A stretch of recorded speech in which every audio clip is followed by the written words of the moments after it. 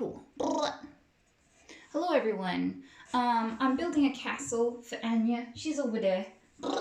How is everyone? I actually have a thing to reach out with. Breakfast. So I'm surrounded by bits of castle and we're gonna build it. I'm gonna see what she thinks of it. I've gotten her some fresh greens, so if you can hear crunching, that's why. Maybe I should angle it down a bit so you can see her a bit more. So this is Anya's room. Breakfast. Hello, by the way, and good morning. Anya's just, grooming, getting all spiffy and pretty for you guys. Do you see a little tuft of her white belly? That belly.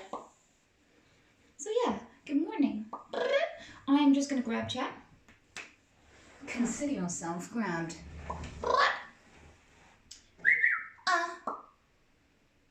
Hello. Is this the castle button? Yeah, I am. So basically what happened was, you're all dicks. I bought a... So you guys, you did this thing where you all got really drunk one night and you wouldn't let me leave the stream because I was like, oh, I'll leave after I confirm these last few donos. And as soon as they were confirmed, people kept donating and donating, going, I'm not drunk, by the way. And I was like, and you kept me on the stream for hours by donating, which was so sweet of you. But I don't really buy things for myself. I tend to buy things for my rabbits. So I bought things for my buns. And that was pretty cool. I bought a castle for them. If it's a particularly good castle, I'm gonna buy another one for Peter too. So breakfast, thanks for that, guys. I'm sure she's gonna really appreciate it. She's already having a little bit of an investigation right now. So I'm pretty sure she's keen.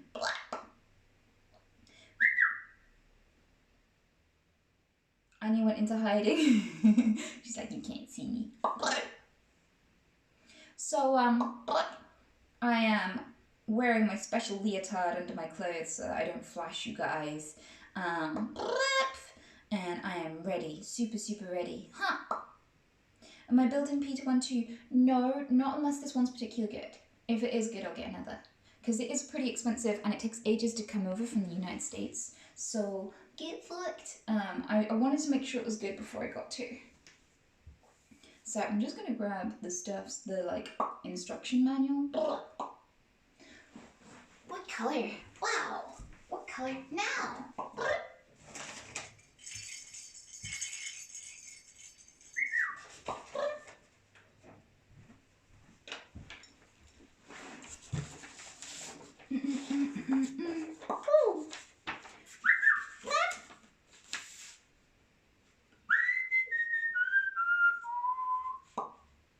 You know what, fuck it. I'm gonna go manual free and see what happens.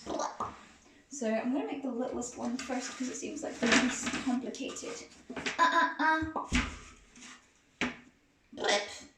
Woo! Okay. You're all cunts. Stop looking at my tits!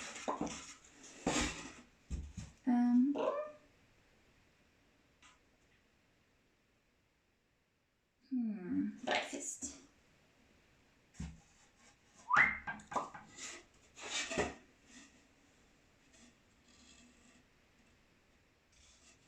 Oh, okay.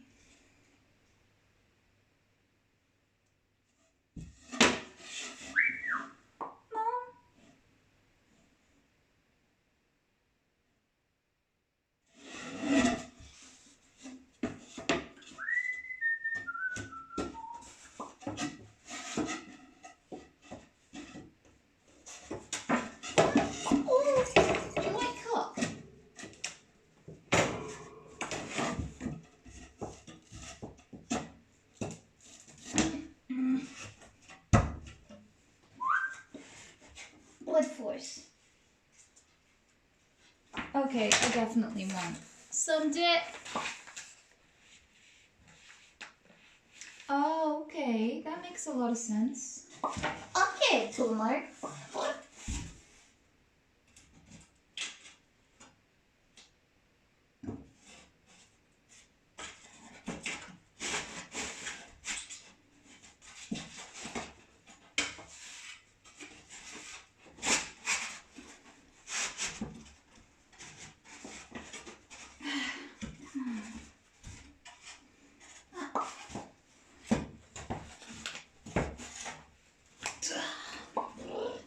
takes force.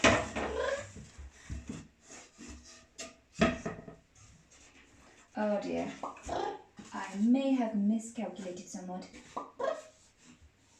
How is that gonna work? Oh, it's gonna work. Oh, it's gonna work. Okay. Apple! So, this is already way more challenging than I thought. I was like, I looked at the instruction manual, I was like, this is gonna be a piece of piss. You're right, Anya. I'll stop and give her some treats in a minute. You can see how excited she gets. What color?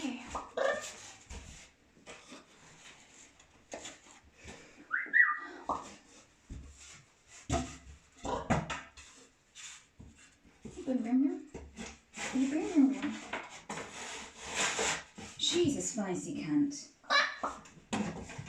Bunny's probably scared to death. Nah, she's alright. She thumps when she's really scared. Oh wait, no. Yeah, I missed out a step. How does one?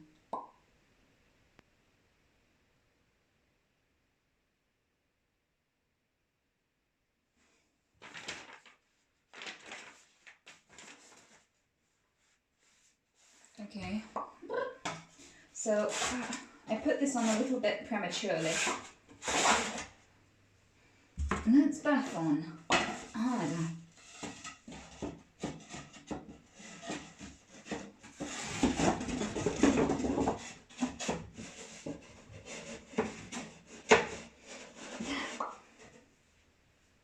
Yeah, she's fine.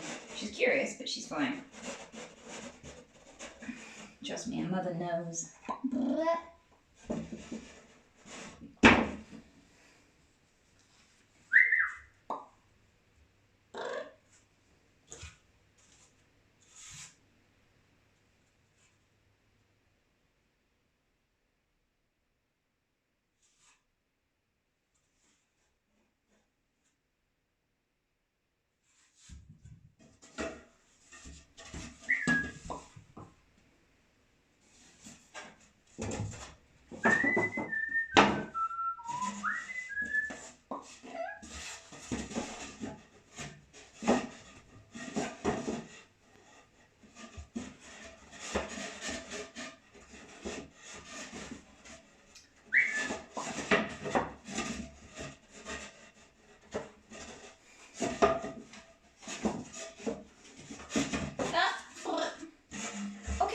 Challenging than I thought. Let's do this.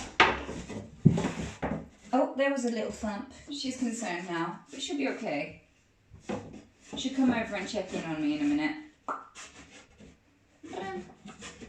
There's just a little thump. Hello.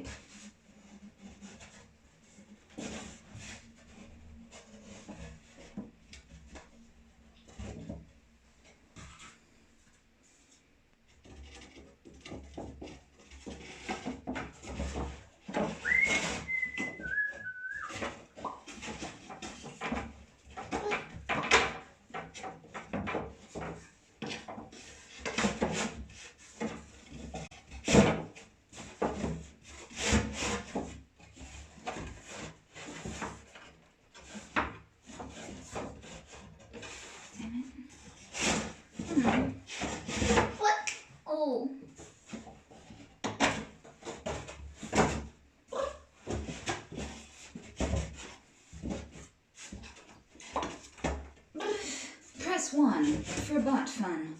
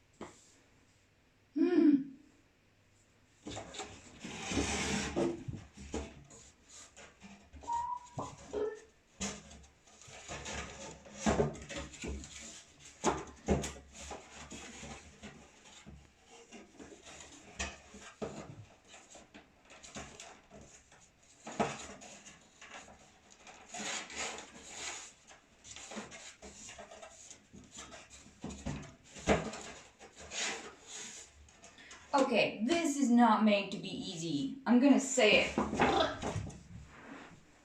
You see what I'm up to here? It got jammed.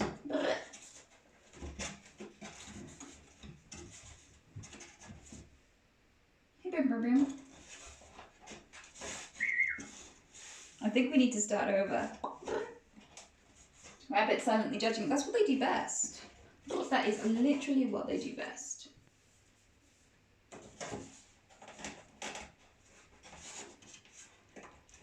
Up.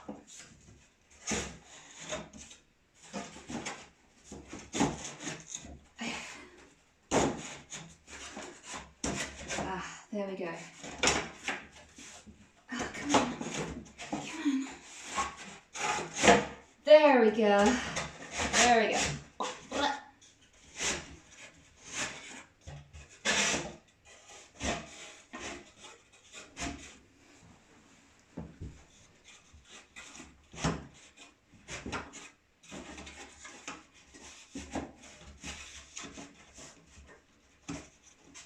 Well, it's a decent size at least. I'm not saying that.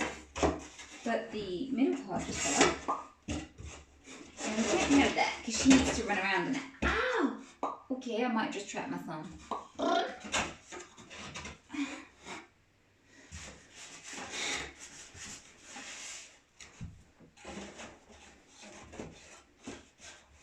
Hammer, hammer, hammer. Snoo, snoo, snoo.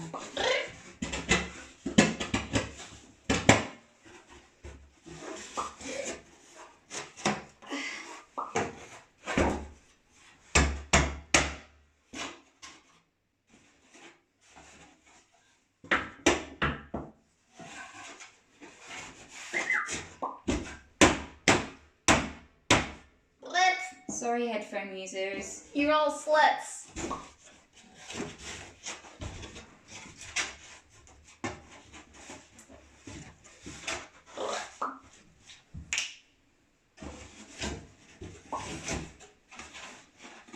There we go. Yep, that can take the weight of a bun. We got one done.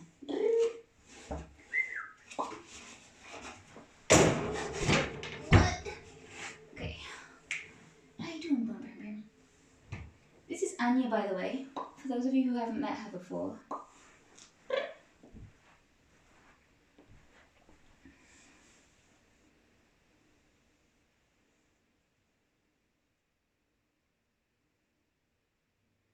Here she is. Look at that belly. It's okay, hon. Oh, she wasn't a fan of that. Alright, I won't do that again, I'm sorry. Can I make it up to you?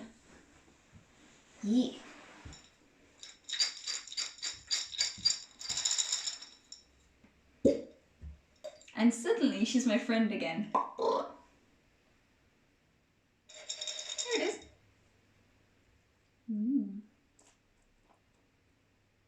She's doing a munch. I'll move more into view so you can see. I'll let finish that one. What? No. You're too squishy for your own good.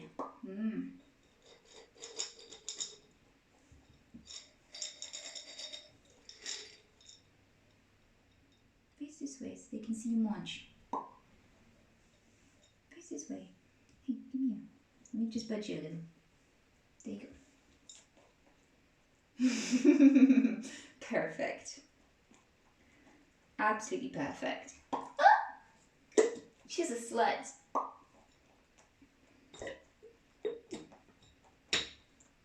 Haha, yeah, you're noticing these bits. She's got little tufts.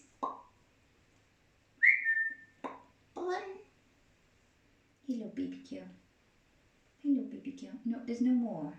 That's too many treats. There is such a thing, you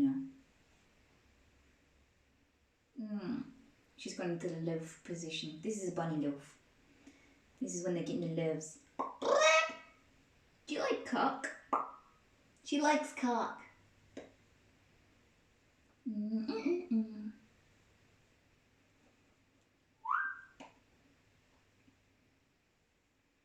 Solid fringe on that bun. Yeah, I think of it more like a mohawk, to be honest. Da-da-da. Slut.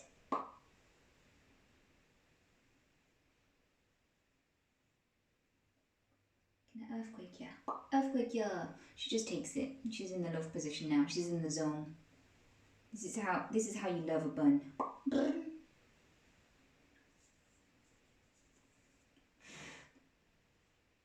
I'm covered in fur already. Right, excuse me, miss. I have to finish your castle. Is that okay? Is that okay?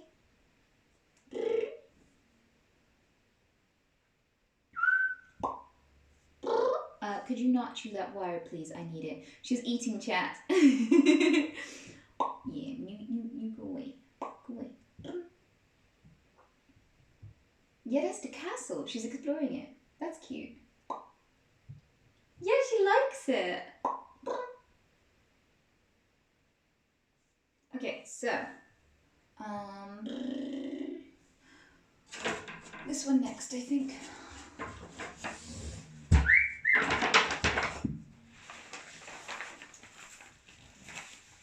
Which part's this? This is the moat, right? That looks nice and simple. Bob.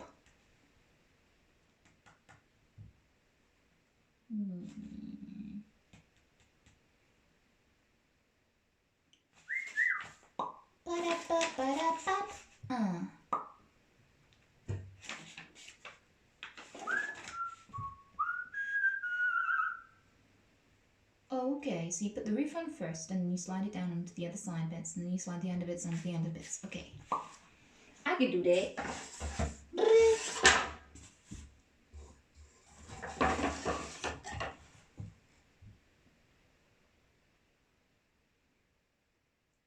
Please check Discord in order for Stee to maintain maximum Stee. I can't check Discord right now. I don't know how. I've got chat up, but I don't know how to get wow. How to get classic wow.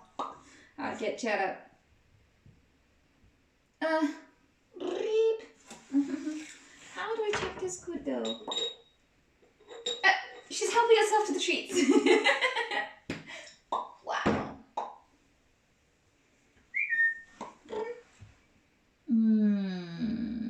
How would I check Discord? Gotta approve donors. Steve, is it an emergency? Do I have to stop everything and go downstairs to check Discord?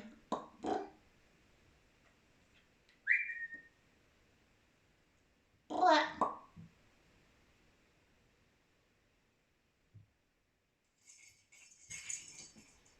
He's playing with the toy. Steve, hello? Steve doesn't want to tell me. Oh, Steam Elements needs resetting. Okay. Yeah, I'll have to go downstairs real quick.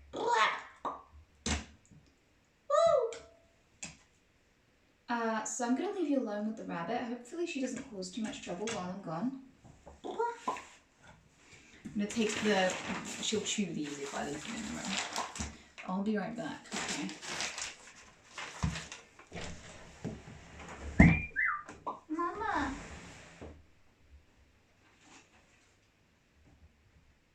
Mama!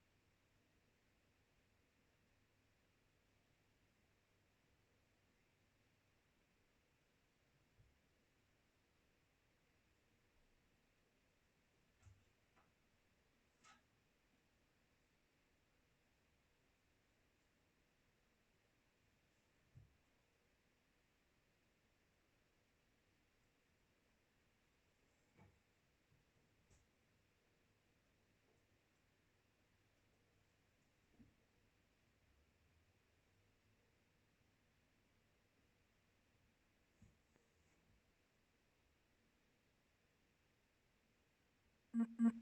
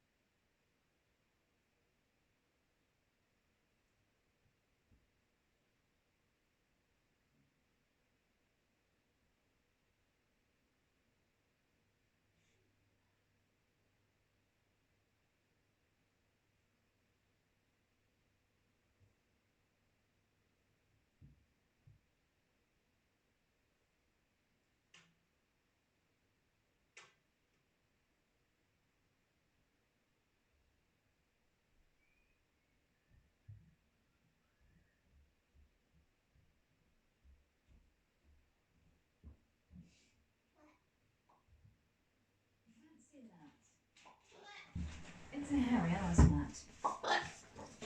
Hello, baby girl. Boom. Okay, boomer.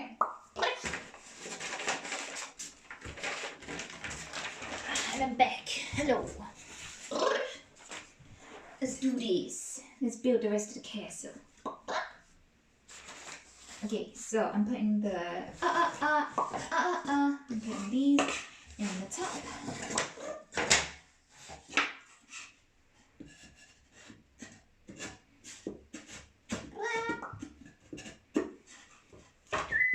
Drill.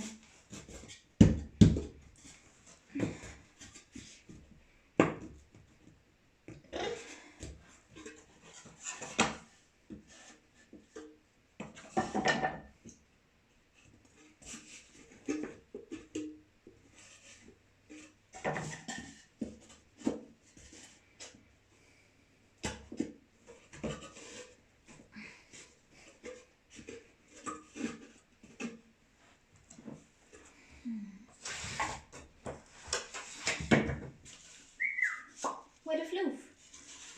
I'm sure she'll come over in a minute again.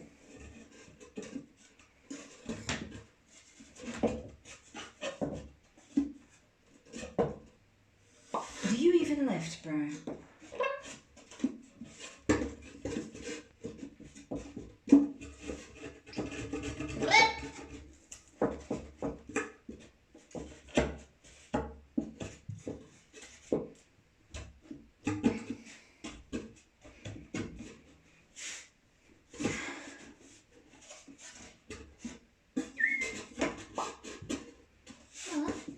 Mama, don't do this.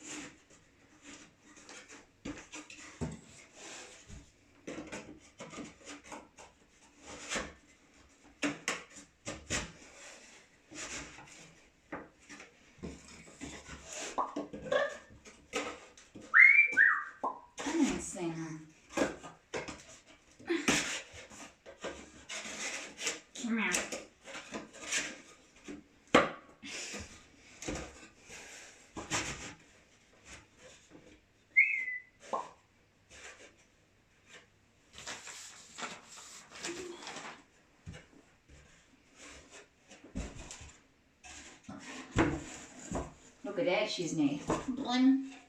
It's looking pretty classy. Okay, so we've got one chunk left. One.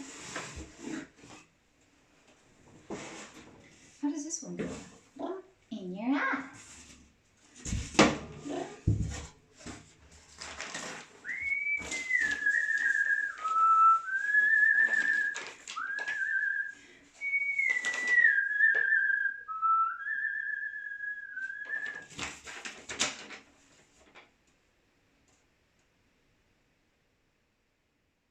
Breakfast?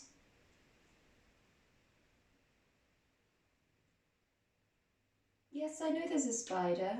I don't know how she got over there so fast, if I'm honest, because she was over there behind the thing a while back. But yeah, I'm cool with spiders. Me and spiders are chill. I live on a planet with quite a few of them, so I'd be pretty fucked if I was scared of them.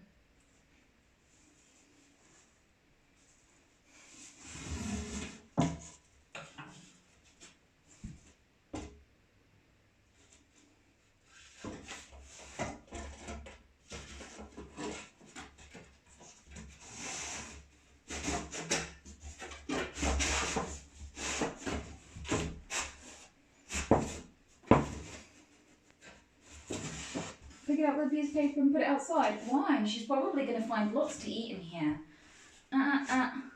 Because I opened the window, so I'm pretty sure that if Anya poops, which bunnies do, that there'll be flies that get attracted to poop. So there probably is stuff to eat.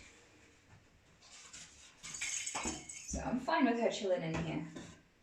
Besides, quite often spiders come into the house to get laid. They're looking for a sheltered place to find a mate. Lay some eggs, or get ate. You know? I'm happy for them to come and chill and party in here if they need to. It's hard enough to get laid as it is. Anything I can do to help, you know?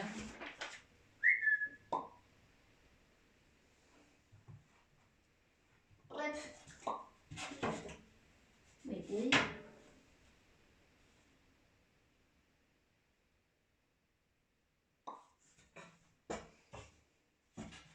I think they sent me inadvertently. Oh no, they didn't. Oh fuck! Look what I did. That side versus that side. Yeah, I'm smart. Yeah.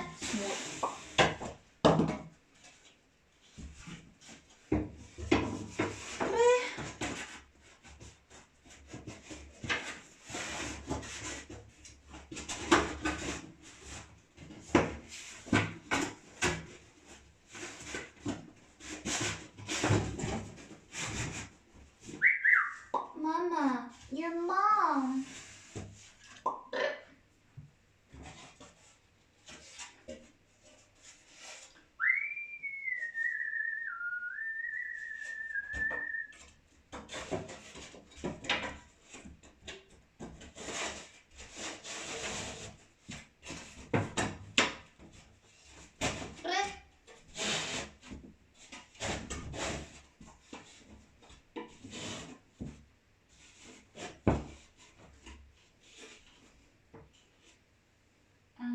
Nope, this is the wrong piece again. Oh fuck, that's pretty jammed on now.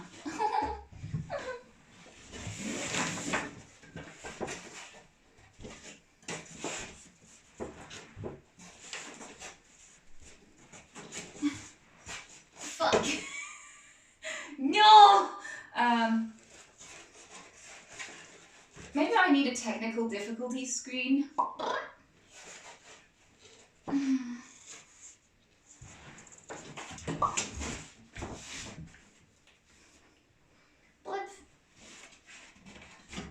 I honestly thought this was going to be a piece of piss.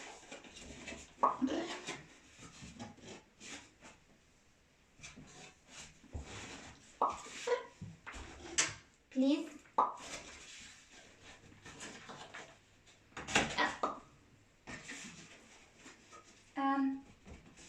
Please?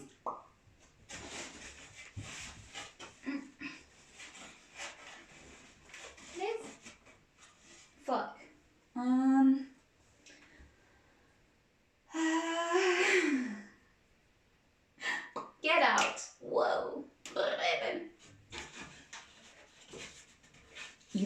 women. You like women. You like the concept of a woman. Please? Please, please, please.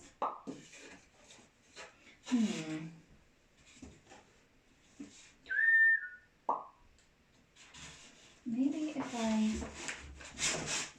And then I...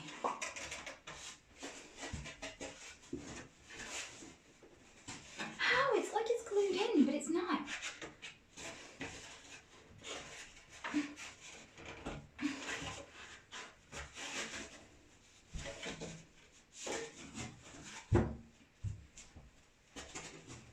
Please.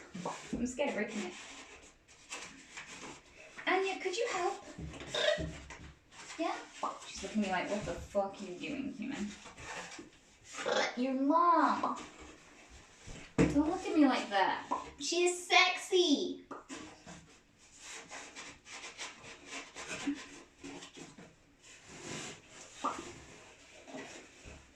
What?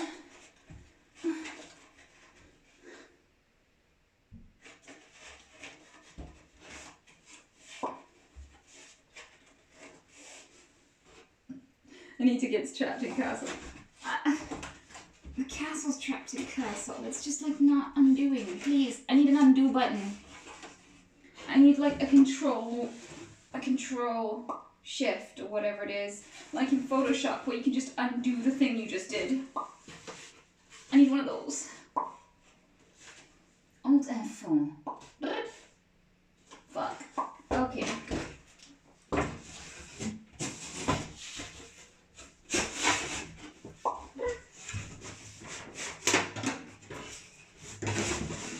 Let's take the big bit off. Maybe that'll help.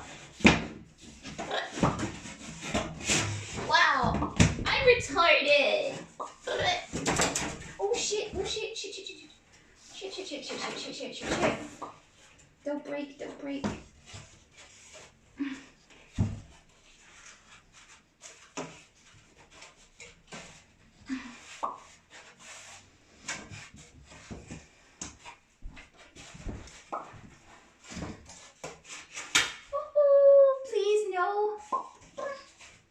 Oh fuck! I broke it a little bit. Oh, doubly fuck. Doubly fuck. It's okay, Anya. I can fix it.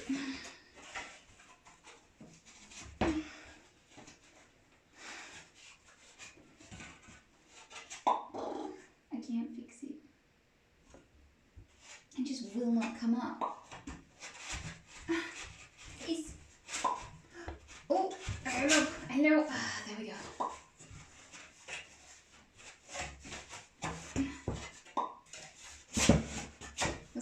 Let's slide you off first.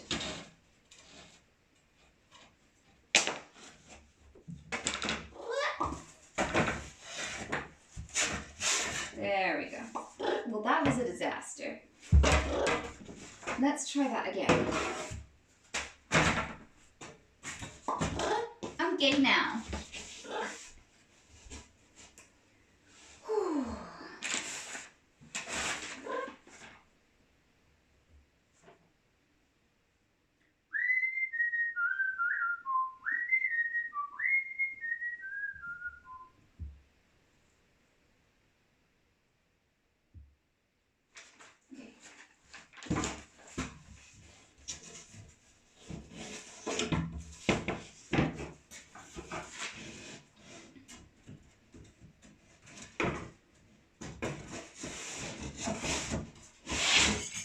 Sour Patch shits.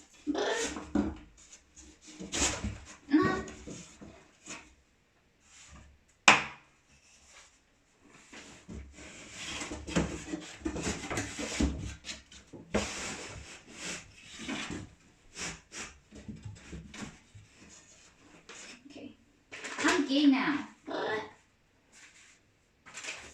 Can you see a dick? Fuck. Where'd it go?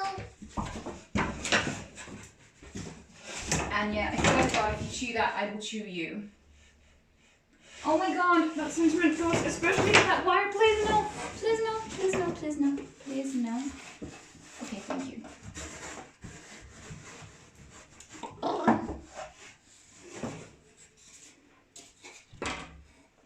Careful, woman, it's okay. She's safe.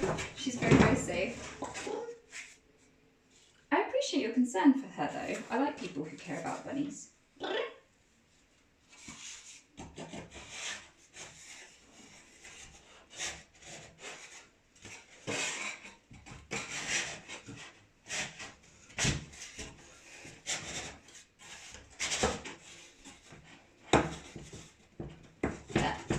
Please. Excuse you.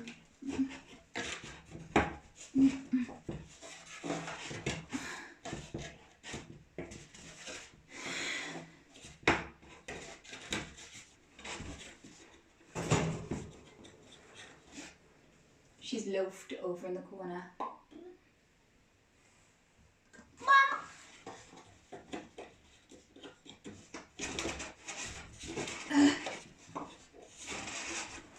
Breakfast! Hello, lady on the floor.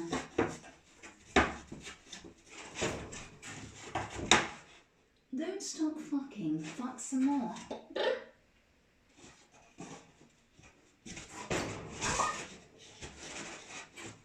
Get the lube and shut the door.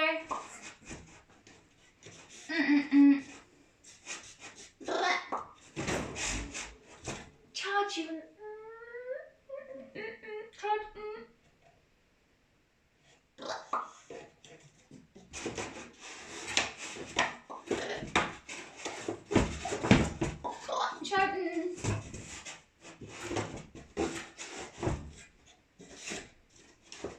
Charge the men, you fucking whore.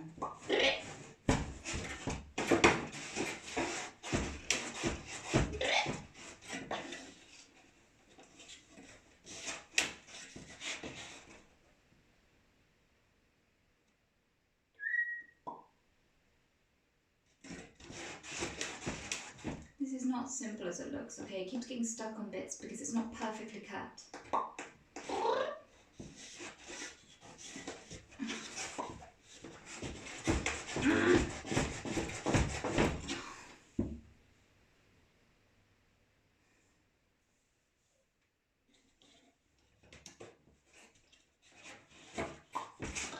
I hope this is entertaining. I hope you're enjoying my struggle right now. Breakfast!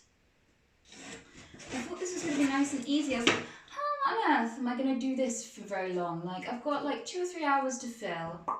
Wow, let's fill it with cum. And cream pie till you die. I am breakfast. Tell me why I am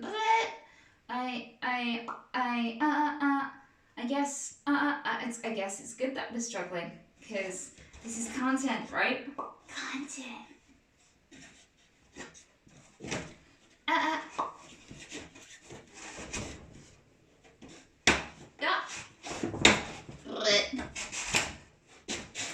Oh my god, yes. Okay.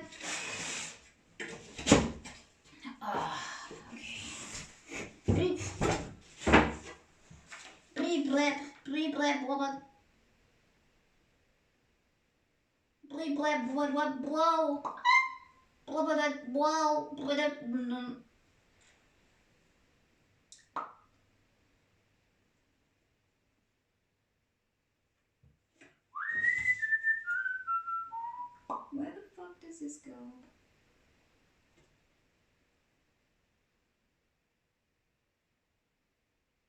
What? Bring it, ambulance. Bring it, ambulance. Bring an ambulance.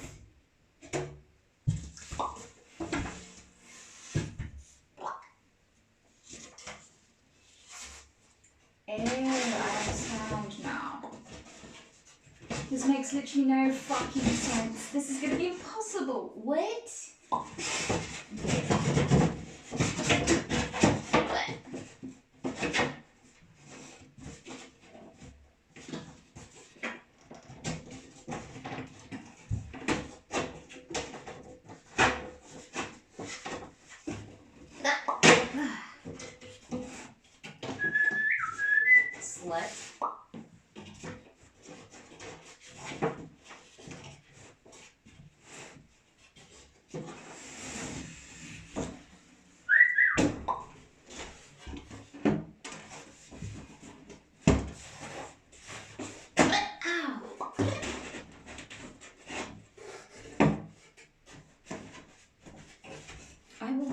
your face.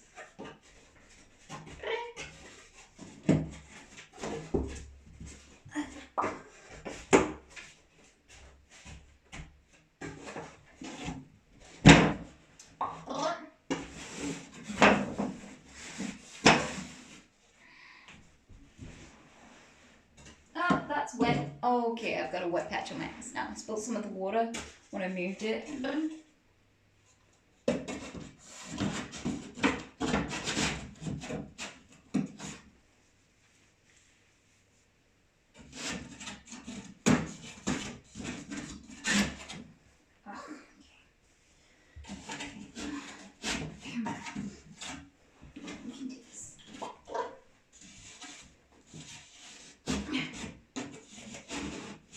I am so covered in dust and fur. Just shame. Bunny shame. Did that go in? I can't tell. I bet you've heard that before, haven't you, chat?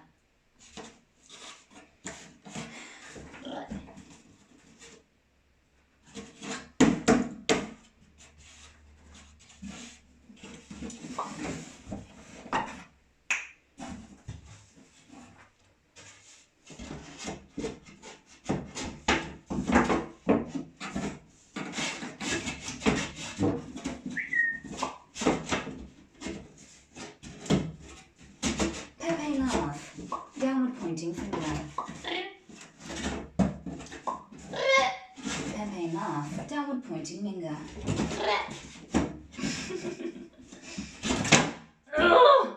Okay.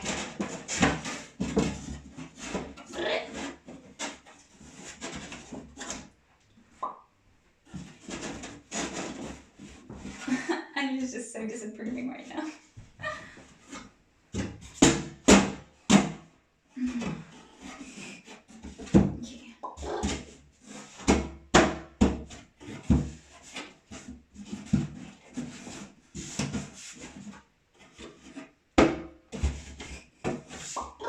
Hey, we did it. So, we got a bunny castle now. Kilimanjaro. I will kill your women.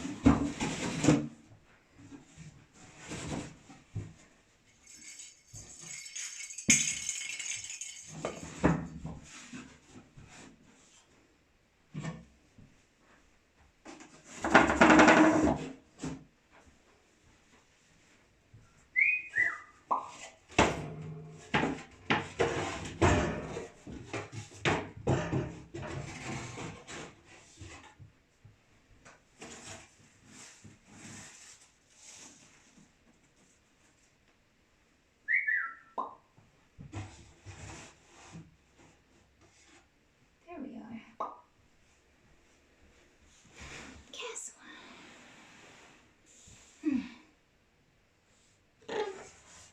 And see how she likes it. I'm pretty sure she's going to come and explore it. But I'll leave her to do that in her own time. So how will you build the moat? Good question, chat. Might be, isn't it a bit crooked? Oh, she's in. Straight in there. Look at that.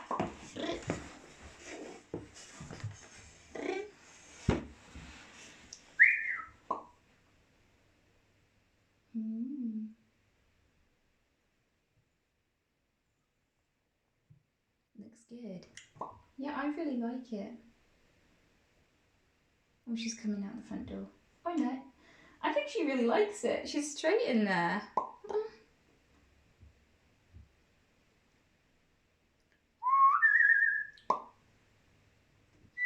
Oh, she's poking her head through the middle. She just poked her head through to the second floor of the middle bit. That was cute as fuck.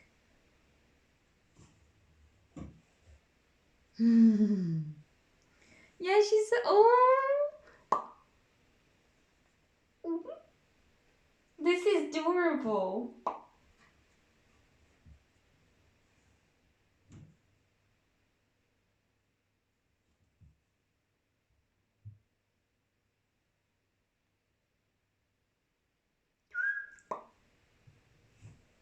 Do you think you'll paint it or leave it as it is?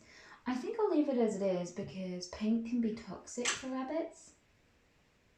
And I kind of like that it's like very light and creamy looking because it fits with the rest of the room. It keeps things light. She's already chewing it. See, rabbits, if you didn't know, they're cunts. They chew things to scent mark them because they scent mark with their saliva. She's just nudged my foot. I just got a foot boop.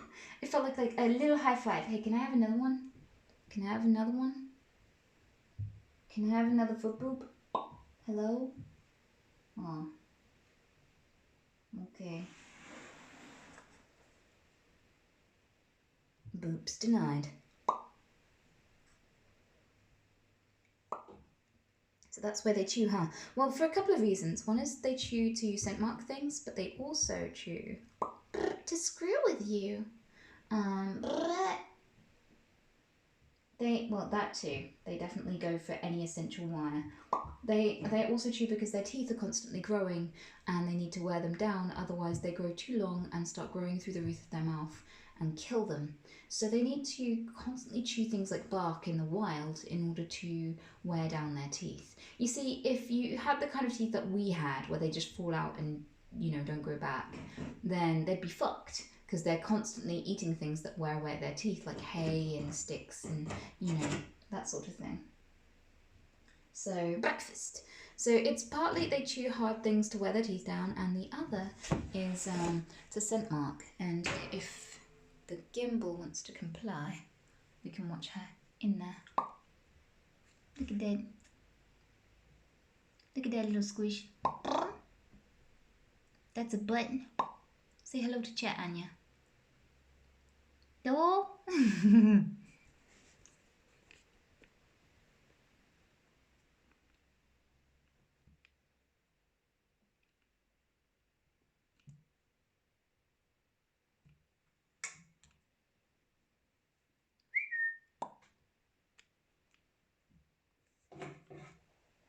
So yeah, she'll go around and she'll chew the edges of things for a bit. That's what she'll do, among other things. She does have a cage in here, but it's never closed. I don't really like cages for rabbits. I like free roam rabbits. But it's there for two reasons. One is a litter tray, and the other is so that I can lock her in and have Peter visit her so she can get used to him being in her space. But we're not there yet. I need to get them slightly more used to each other first before that could be a possibility.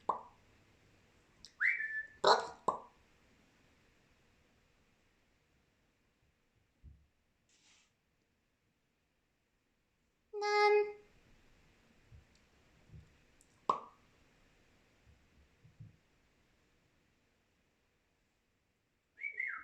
Breakfast.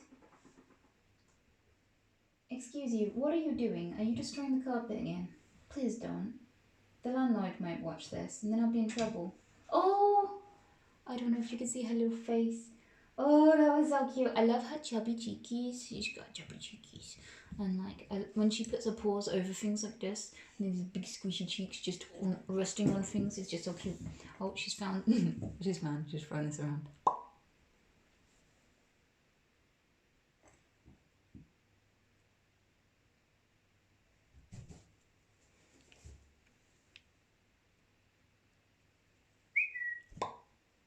The cage is actually really big. I could fit in it.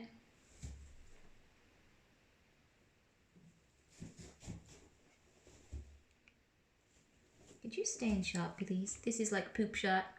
This is her assuming the poop position.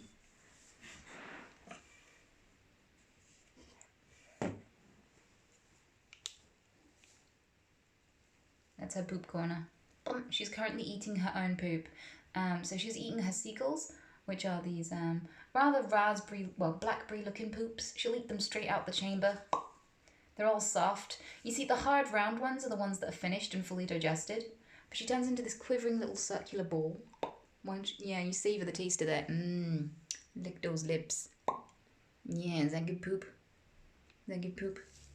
Yeah, have some more. See, I love seeing her do this because she turns into like a perfectly spherical little quivering ball as she chews her poops. They often eat at the same time as well. They often eat whilst they poop. I don't know if she's in shot right now. I hope she is.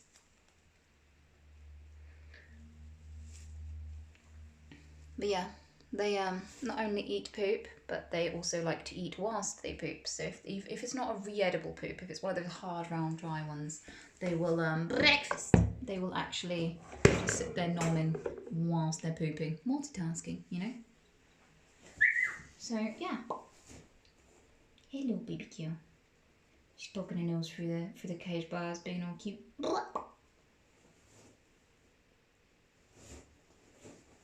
I can smell her breath from here. When they do that, you can really smell that they're doing that, because when they breathe out, you can smell it anywhere in the room. They just have like poop breath for a couple of minutes, and then it goes away magically without them having to brush their teeth. I don't know. Oh, maybe that's why they eat while they poop.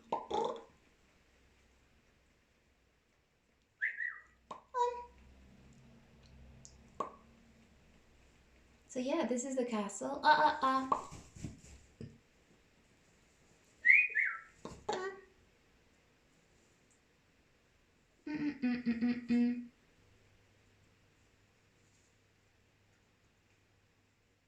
Rumor has it that Anita poops too. I actually read on the toilet, because that's the only chance I get to sit and read. So all of my shits are rather educational. You like it? I think she likes it. I think she fucking loves it. I didn't know whether she'd like it or not, but she's totally loving that shit. Look at it. Hello, baby girl.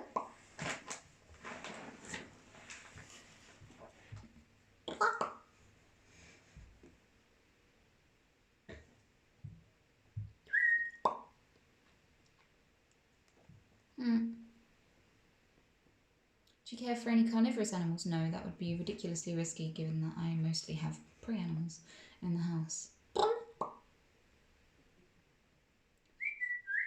What kind of bunny is Anya? She is a black cunt. A grade A cunt. Wow. And she is a lion head. So when a Rex, which is a short-haired bunny, and a Angora, which is a long-haired rabbit, breed, tends to be that the long hair gene only sticks around the face and the rest is short hair, which is what's happened with her. That's why she has that interesting little mane of hair on the back of her neck. Did you know that we didn't have rabbits in the UK until the 1200s? I think it was Italy or Spain, one of the two. They were imported for their fur and their meat.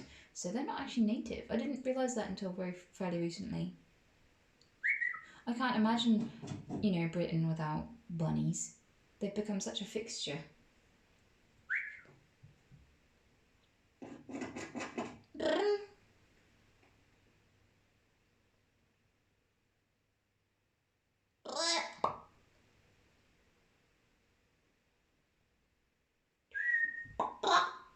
It is a bit crooked, so I'm going to fix up some shit. Wow, don't mind me. Whoa! Let go of your dick.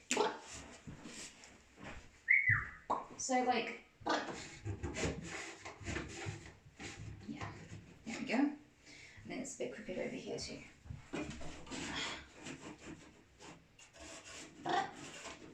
Yeah, thank you to everyone who participated in that craziness, like that absolutely insane. I'll angle it down a bit. No, that's not down. There we go. So thank you to everyone who was not drunk that night, because you bought this castle, you did, and I'll definitely be getting another one for Peter too. But Peter's really scared of new things though, so I don't know how he's gonna take it. Probably in the ass. Huh. Why aren't you playing Valorant? Because I can do what I want. Like whamming.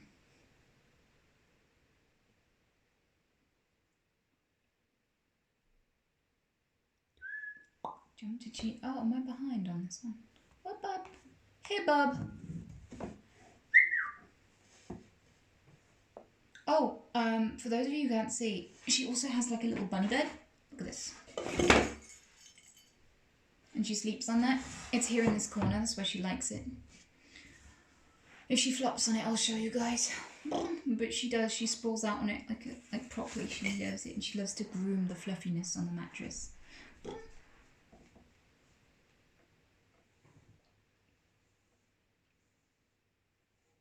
She's out looking for the pool. Such a spoilt bun. Well, I don't really know what to spend. I don't really care about things. Like, things don't make you happy. Like, I'm not gonna look back on the shoes I wore or anything like that on my deathbed. It's not really gonna matter. Well, so I just try to make animals happy with it. Hello. Hello. I love her. She's so cute. Excuse you. Can I have a nose meat? Yeah. That's how to say hello in bunny. But you have to pull away, otherwise it's like having a handshake for too long. Is that good? Yeah, she's charing her teeth. She's assuming a position. It's okay. We'll have some bunny bonding. See, she's a loaf right now.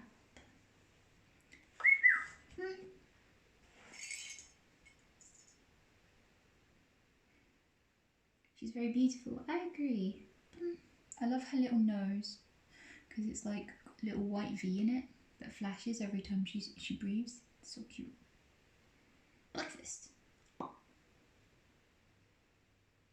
She's chattering her teeth right now, which is like a bunny purr. Like when they're really happy with the situation, they'll go. Like that.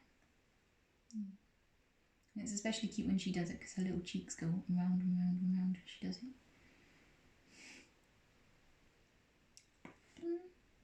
She just ate her shit. Yes, she did. And you can't smell it now. You wouldn't know. Their tongues are always clean and their teeth are always sparkling white. I don't know how they do it. Boom. But yeah, she'll assume this position. She'll be like, love me. She loves to be loved. She's very, very tame and very, very calm. She didn't used to be. She was actually more wild than Peter. She used to run away from anyone who tried to touch her. She used to be really scared of people. Really scared of people. But now she's just like, please love me.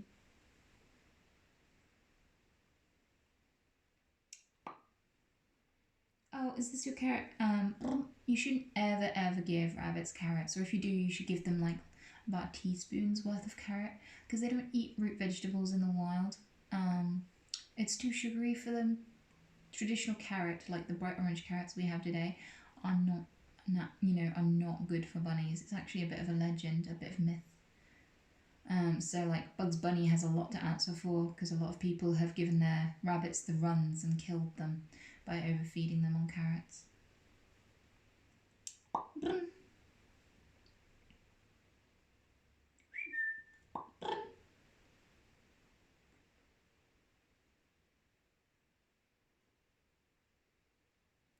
No, she's litter trained. Rabbits can be very easily litter trained.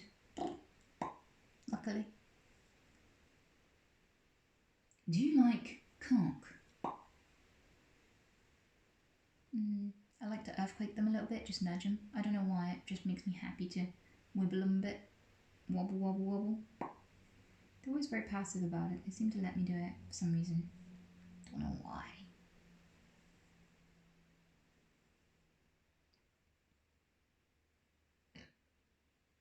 Did you know about all this stuff before you got them? So I've had bunnies my entire life. If you watch the Dr. K episode, you'll find out why. So I went on Healthy Gamer and talked about my first rabbits back when I was a toddler. So I've always looked after rabbits, but I've also had all sorts of other rescue animals as well. Anya's on her own at the moment. You really shouldn't keep rabbits alone, but I'm trying to get her used to Peter. They fight at the moment. So I'm trying to get them both company, because they are very social animals. Putting them in isolation is pretty much exactly the same as putting you or I in isolation. They are a very social animal, and if you put them in isolation, it's kind of very emotionally punishing. You know, they get lonely. They're meant to be in a warren full of other bunnies. They also have kittens or kits. Yeah, baby bunnies are called kits, which is adorable.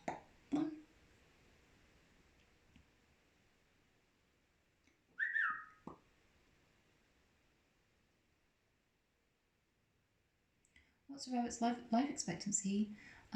So as a pet, the average lifespan of a pet rabbit in the UK is 1 year, but the life expectancy of a healthy rabbit is 9 to 15 years.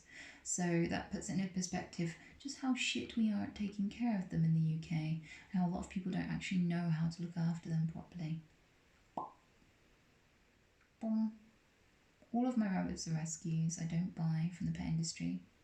I kind of feel like why buy while shelter rabbits die, you know, because a lot of them are in kill shelters waiting for a home.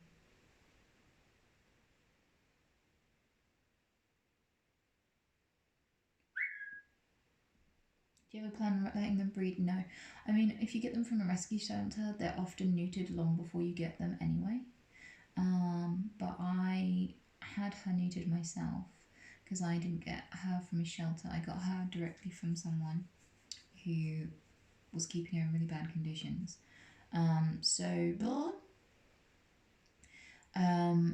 The reason why is because there are already too many bunnies and not enough carers, not enough people looking after them. A lot of rabbits are abandoned or tied up in plastic bags and thrown in rivers, you know, killed because they were unwanted. So I feel like we need to make homes for the rabbits that already exist before we throw more into the world. Because every time we breed, we are filling a home that could have been filled with someone who's desperate for one already right now. So I kind of feel like, yeah, I would only ever rescue. I'd never breed any animal, especially not domestic animals.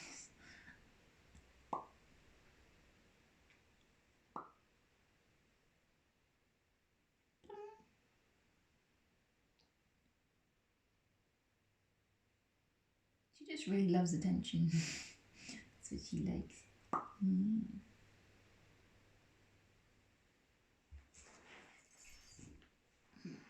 Was that good? Was that good for you too? Oh.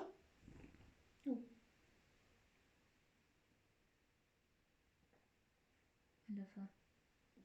She's too cute for own good.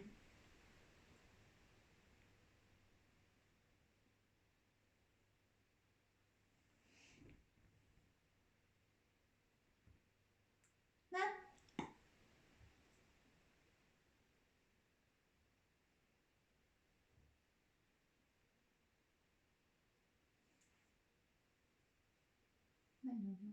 Yes.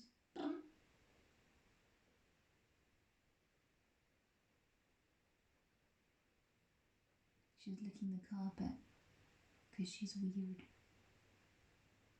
Yeah, you lick that carpet good.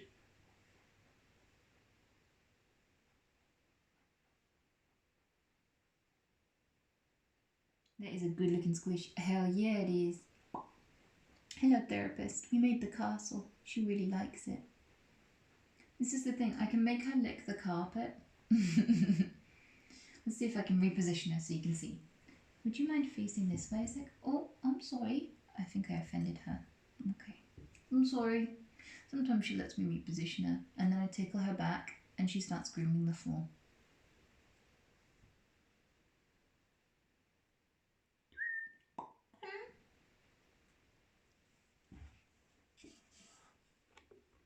I'm gonna angle this up so you can see the castle again. There we go. Boom. The castle lives. Yes, it was slightly more challenging than I expected, but it's here now, and it's pretty nifty. She seems to love it.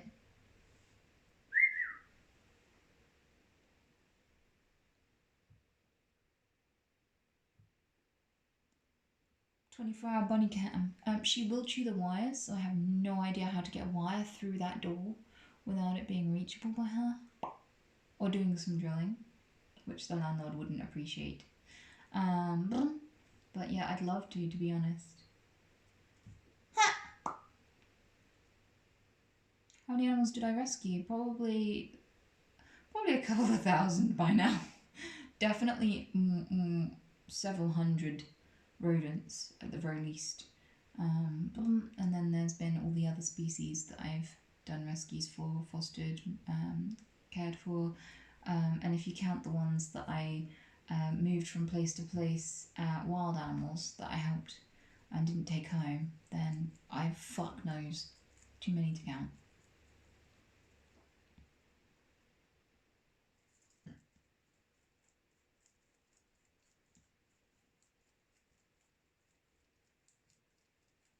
Can you hear her munching? I'm gonna see if she's gonna let me move this closer to you.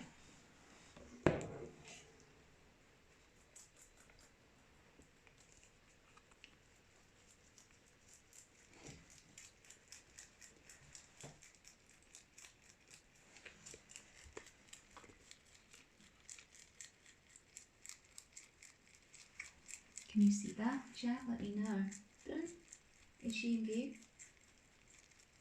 Because I can't see her right now. Yeah.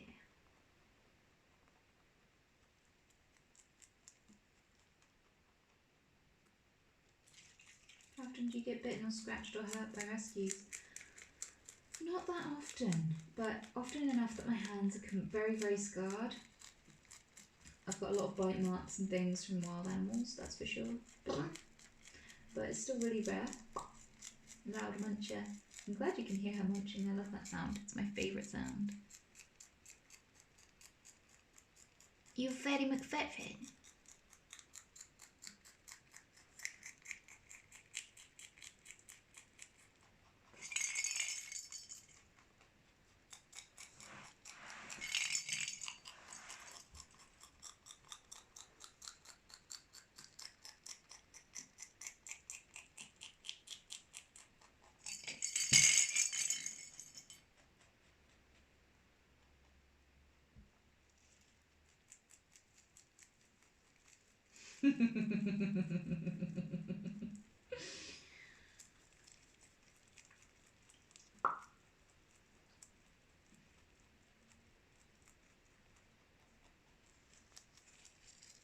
The pitch goes up, yeah. With the stalks, because those really loud chewy stalks, completely hollow. They're dandelions, so they're just a tube. I don't know why they're hollow inside, but the sound gets higher and higher as the stalk gets shorter and shorter in the mouth. It's really cute to hear.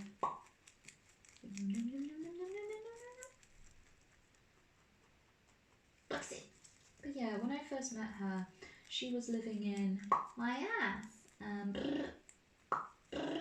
I was like, "Hello, butt bunny, get out." She was living in a house where she wasn't given any shelter. She just had a wire pen with no shelter from the rain or anything like that. It was pure mud that she was on. There was no grass, and there was a dog running up and down the side of it, constantly barking at her, and she was just terrified constantly. The kids went out to get her, and they were holding her by her ears when they showed me her, so I got her out that same day. They were feeding her on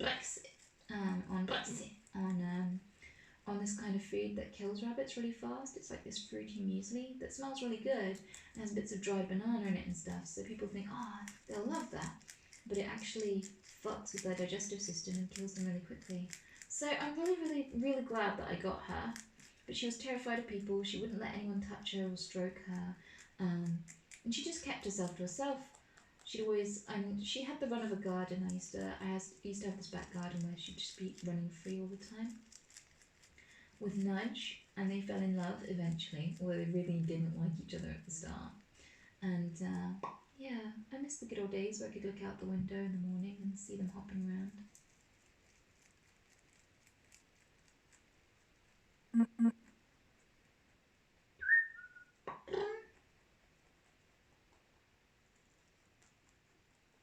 Can you just kiss the floof? I did it earlier. I don't want to harass her though. There's always some twat who goes, "Oh, I fancy bunny stew." It's like, that's such a cringe joke, dude. Everyone ignores it because it's not actually funny. Like, if someone shows you something that they care about and you immediately say that you want to destroy it, and you're not going to be a popular dude. It doesn't matter what it is. If someone likes trains, and you're like, yeah, I like to destroy train, they're going to think, what the fuck? Why are you here? It's poor social skills, dude.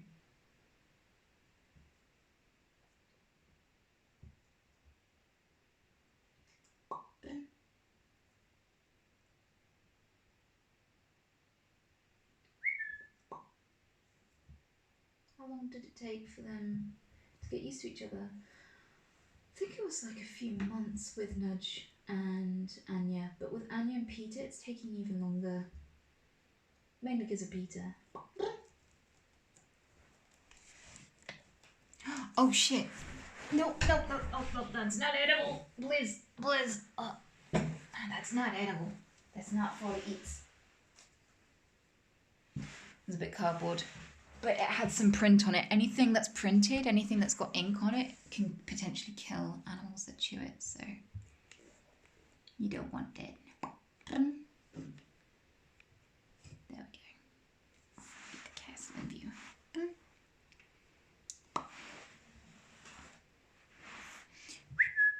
Hun, how long have I had Peter? Not that long, if I'm honest. Months. I think. Yeah, months. A lot of people don't know that they play with their balls. Just like you! Yeah, they like to play with balls. They like to throw anything around.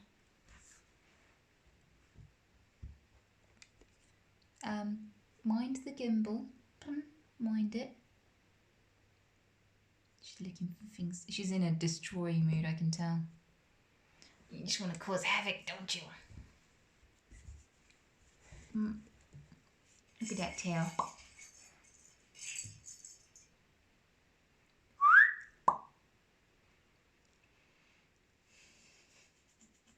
Lit it. How many pets do you have?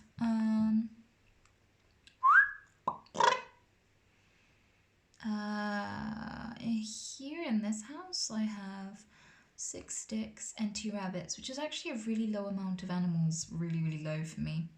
I was looking after 200 at once at one point. My mum has a few as well, so but we've both toned it down because I'm too busy to help out. Because streaming can really occupy you. I didn't sleep last night. I stayed up all night. So that's it. And I have a workout to do. He's probably going to make me do a lot of push-ups.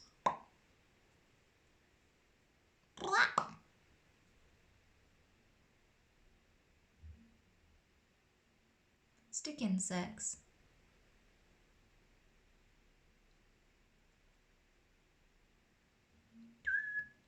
Do you keep them forever or do you let them go at some point? Okay, so I keep my pets forever. I wouldn't abandon them again. Like once they've bonded with me and start to trust me, that's it, I'm their parent. I'm not one of those assholes who goes, meh, I'd like a bigger house, so I'm gonna move, but they don't like pets, so I'm just gonna dump my dog by the side of the road. You know, those people. Those people are assholes. I feel like if you commit to being in charge of someone's life and well-being, you take that fucking seriously. So, yeah, she's not going anywhere. She's mine. I'll be looking after her till she dies.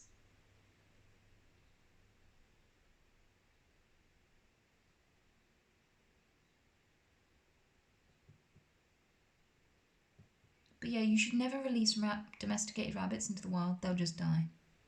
It's very rare that they ever survive feral. Very rare. People think if you just dump a rabbit out in the woods, they'll just skip off and live a full and happy life. But the thing is, they're domesticated, so they have a lower fight or flight receptive response to danger. So they're more likely to just hop up to a dog or, to a fox or whatever and investigate it than they are to run away. And also their parents teach them to be afraid of things. So if they haven't learnt to be, they just aren't. So they just blunder around until they get eaten alive horribly. People who abandon rabbits, domesticated rabbits, are killers, basically. It's much better to take them to a shelter if you don't want to take care of them anymore. because essentially you're just killing them really horribly by dumping them.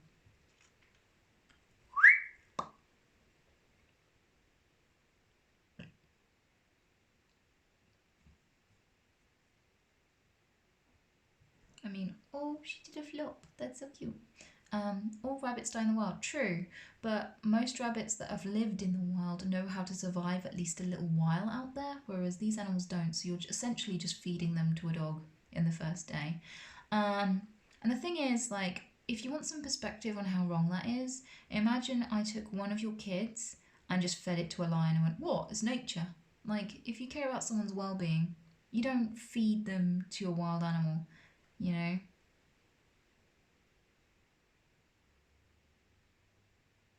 So if you can't take care of your rabbit, please take them to an animal shelter. Don't dump them. It's a horrendously awful thing to do. They just die scared and alone. They don't survive. The few that manage to be feral quite often succumb to diseases that they don't have an immunity to. So either way, the story doesn't end well for them. And if you're the kind of person that would ever dump them just because they're an inconvenience, don't get a pet. Pets are for life.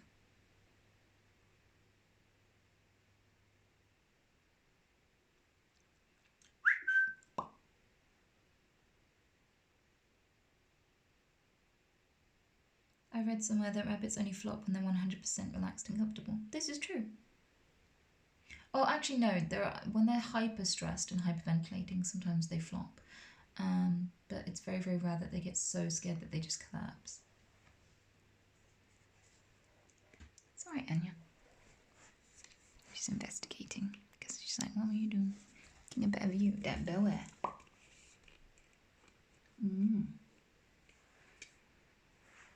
This is her beach babe pose. This is her Instagram pose.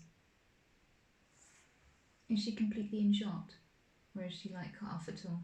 I can't tell. If I move, she'll get up.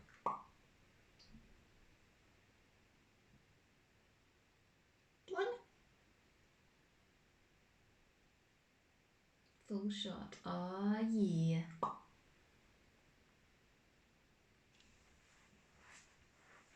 Breakfast. She looking good? Yeah, she's a fat bun. In the wild, being chubby is actually sexy because she can block off the burrow. When they feed the baby kits, they have to stay in with them for a long time. So if they've got a lot of fat reserve in their dewlap and they've got a lot of fat reserve in general, they'll be able to sit down there a bit longer, you know. So a boy bun will go, "Oh, she looking round, she looking thick, she can block off that burrow, she can make sure the babies don't escape." Yep.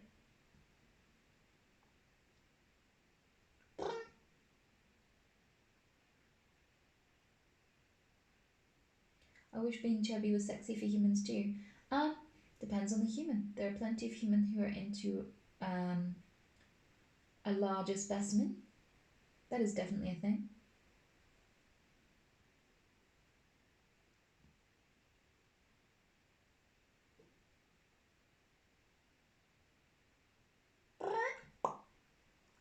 I should do a documentary, animal documentary. I'd be shit. I'd be like, "And here we have the lesser spotted squish, just waiting for squishing. I'd squished it." You might have the temptation to boop its snoot, but it wouldn't go down too well, as they have massive incisors which they will use to defend their snoot at all costs. Does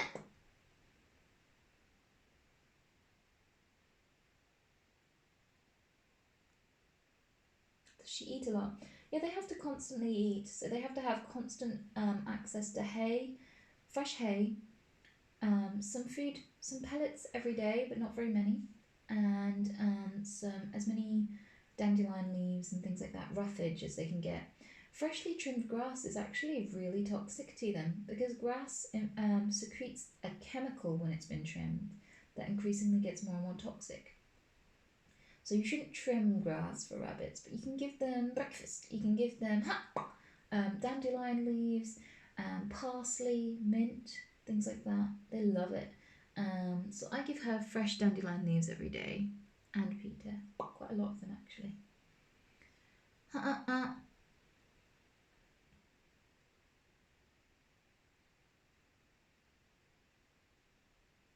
She likes blood.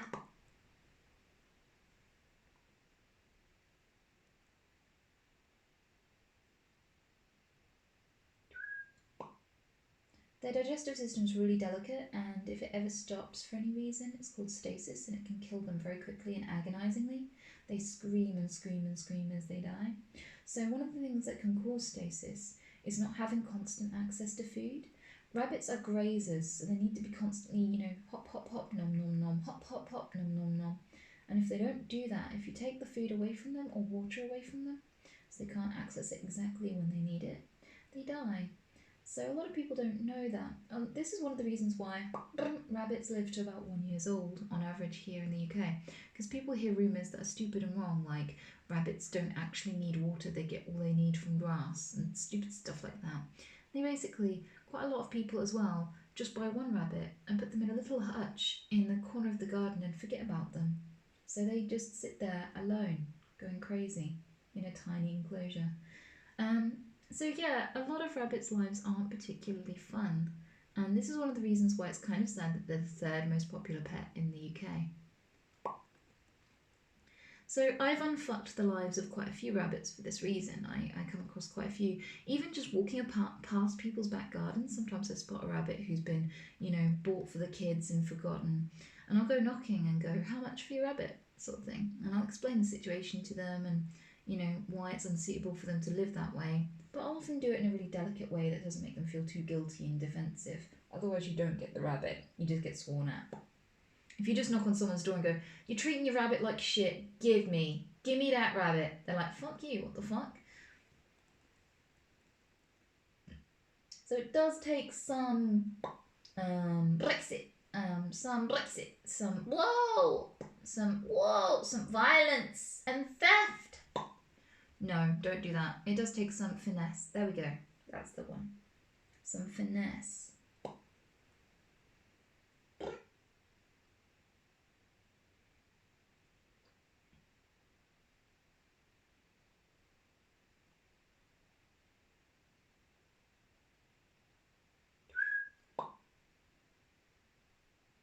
Brexit.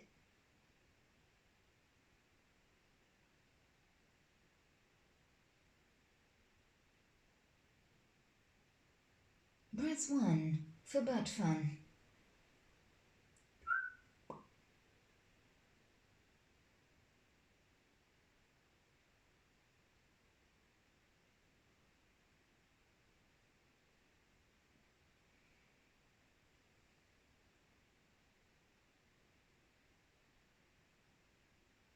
Mm-mm-mm. Mm-mm-mm.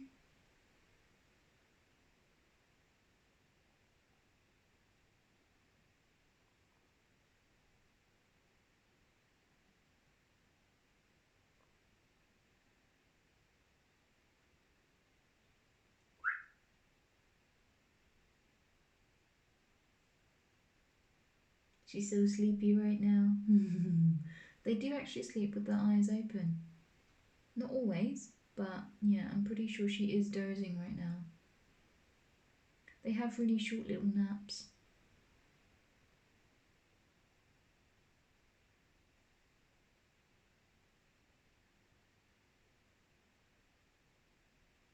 Nuh-uh.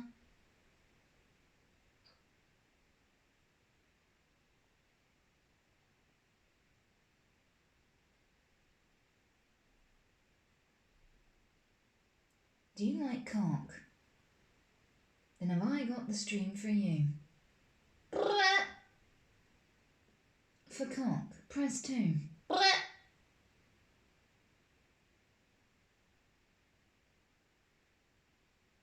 Would you like dick? Would you like stick? Would you like baseball thick?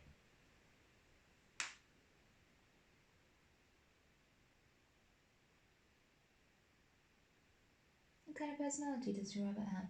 So she used to be very nervous, very sprightly, very active. She used to constantly be trying to dig burrows and she'd always tell me off and growl at me when I filled them back in. But I had to when she lived in a garden because I wouldn't be able to put her away at night and she'd be at risk of being eaten by predators, so I had to fill in her burrows. One day I walked over to pick her up and my foot went through the floor because she had secretly got a burrow and kept kicking the dirt over the entrance whenever she knew I was going to come and put her away for the evening because she's crafty. She would also dig her way into the neighbour's garden. Once she jumped over a fence that was taller than me, just clean over it, so she was very acrobatic. But she's chilled out in her later years. As she's grown more used to me and less afraid of people, she's, just chilled out and she comes and snuggles up next to me and she doesn't move as much, which is making her a bit chubby, if I'm honest.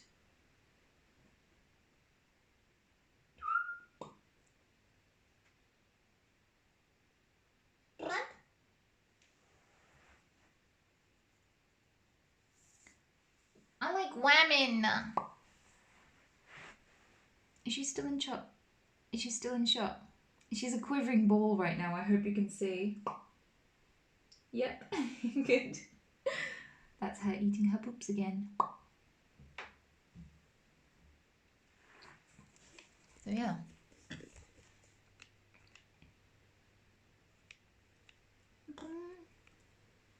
Happy bun. What color?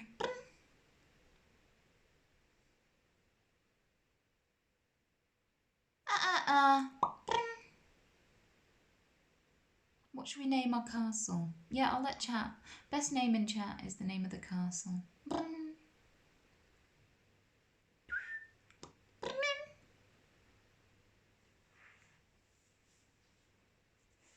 No, she's sat chilling in it. That's so cool. I'm so happy with it. Thank you so much. Look, it has bunny ears. The castle has bunny ears.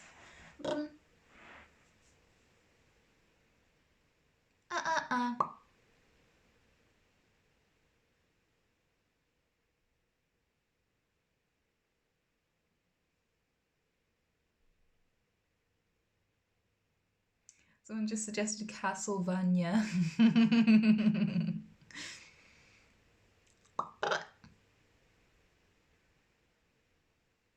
Floof Manor. The Playbun Mansion. These are pretty good suggestions. It's going to get hard to choose. Listen. Buntown Abbey.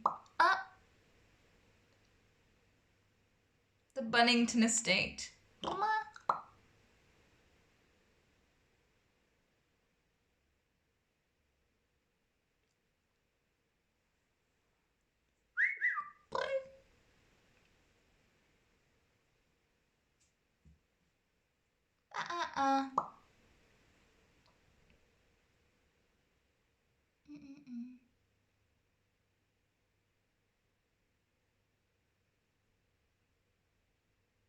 Bunningham Palace. Mama.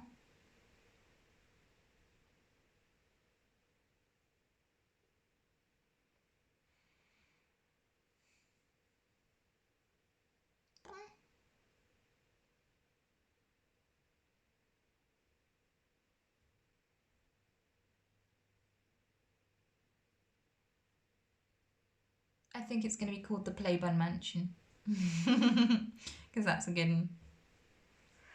What? What?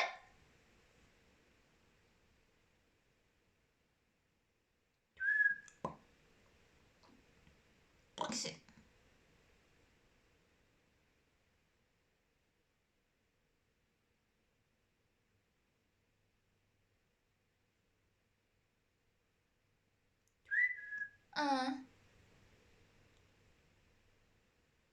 Shia LaBun. That sounds like a good bun name, not a good castle name, if I'm honest. Wow.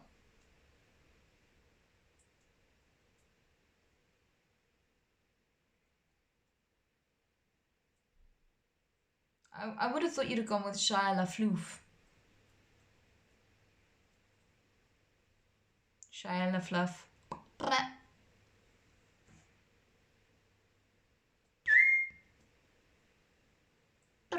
Torilla.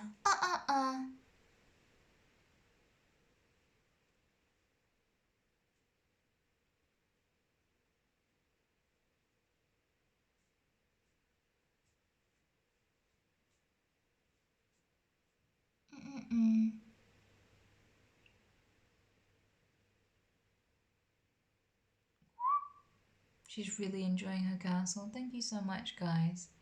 Thank you so much for all of the tips and donations that made this possible.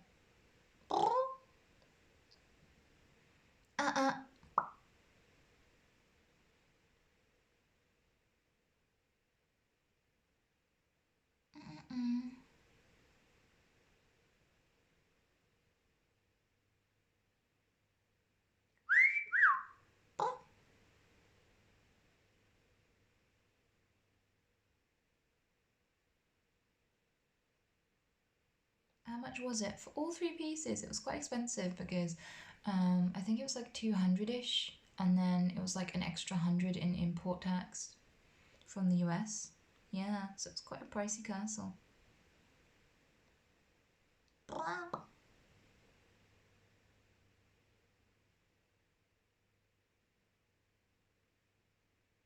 Yeah.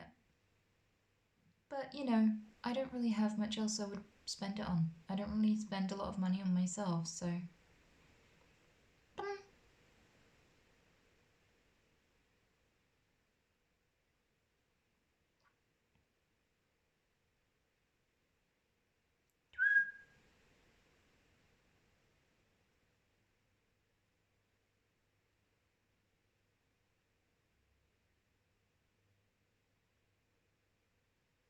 Yeah, it's definitely making her happy. I can tell she loves it because, you know, rabbits tend to be scared of new things. They have neophobia because anything new could potentially kill you. So the fact that she's just like immediately chilling in it is really promising. You can tell she loves it. Yeah.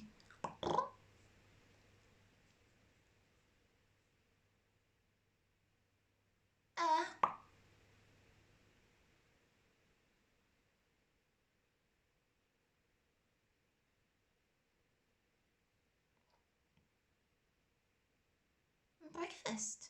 I don't know what else to do with you guys now. What? What do you reckon? Uh-uh.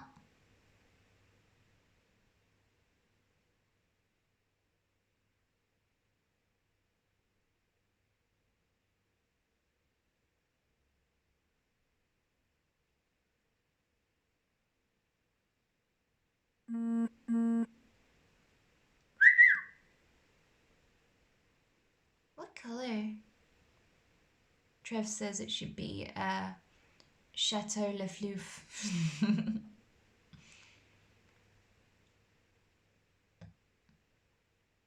We see Peter's room. Peter's room is my kitchen, and my kitchen is currently a mess because I've been too busy to clean it. So, oh, the spider is tiny. That is the tiniest spider I've ever seen. Wow. It was even smaller than a money spider.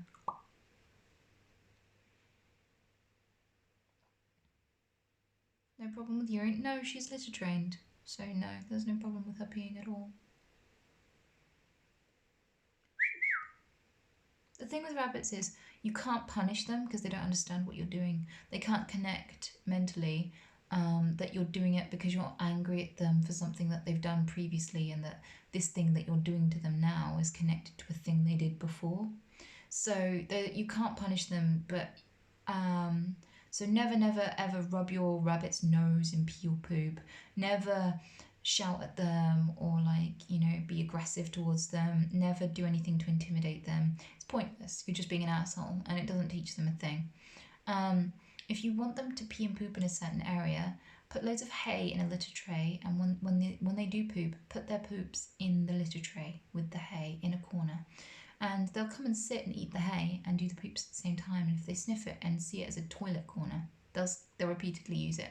They like to pee on poop at thresholds, so the entrance to the room is most likely where you're gonna want to put your litter tray. Because they like people to be able to walk past their poop, and it's like a little notice. It's like their version of a little sign saying, "Hey, this is my territory that you're entering now. See these my poops. This is where I poop because this is my house." Blah. Blop. Titty mouth.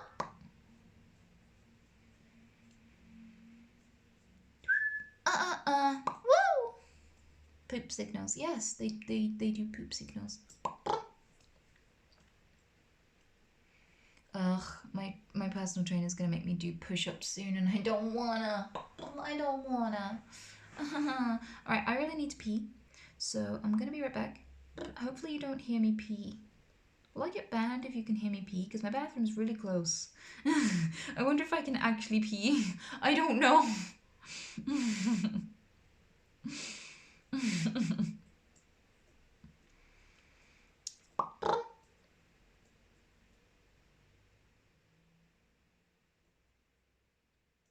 Okay, well, I don't know that there's actually a mute button on here.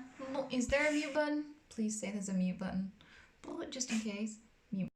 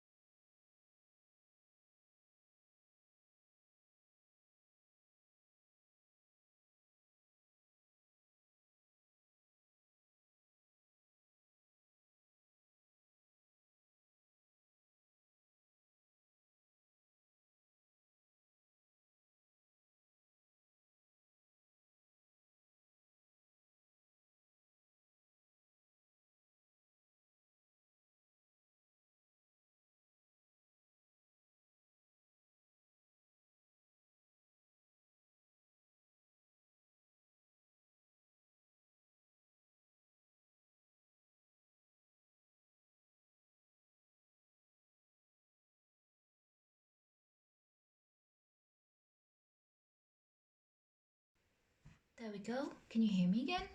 Oh, I left the chat outside. Just go grab that.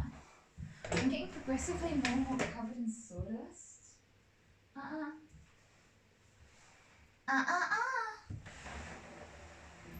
I love the castle though. It's like my favorite thing. I think it's my favorite thing in the entire house.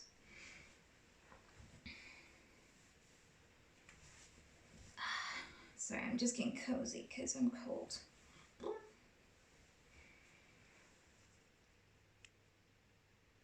There we go. thin shirt. Can't hear you. I thought Huh. Am I still muted? No, I'm not. Fuck you guys.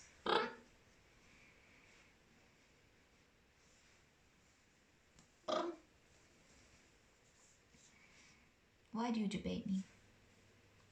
There we go. Now I'm on.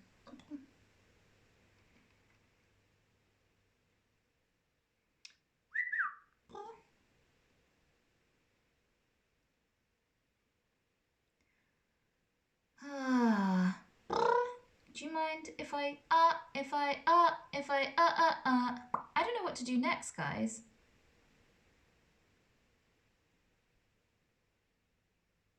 Get your window fixed. What's wrong with it?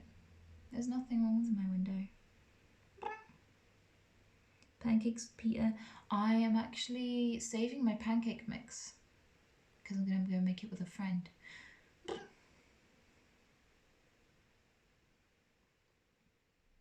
House tour. No house tour. I don't have curtains for all of my windows, so I don't want to dox myself, I'm afraid. Huh? Sing. I can't sing.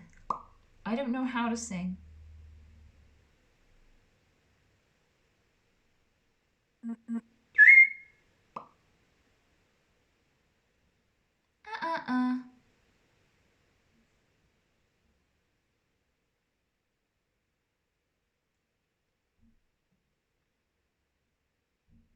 Whistle the Troll song. Press 1 if you actually want that. Breakfast.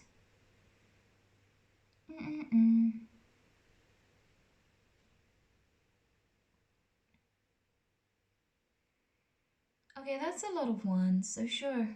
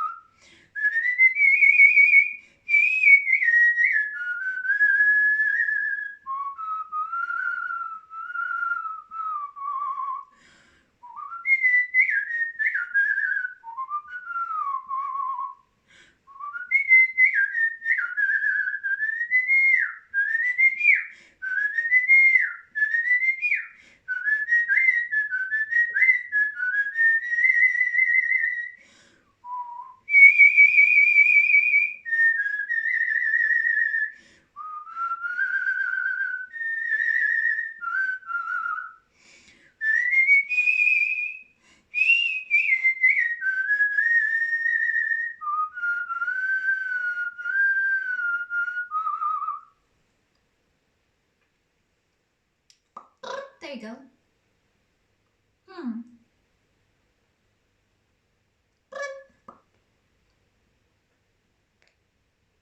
Turn left. Up.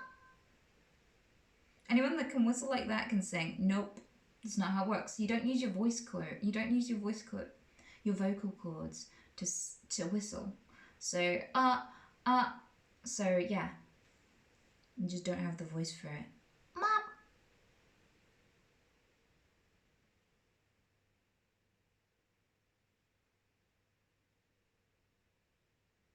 Dog cat, why do you always egg me on to sing? What is it with you?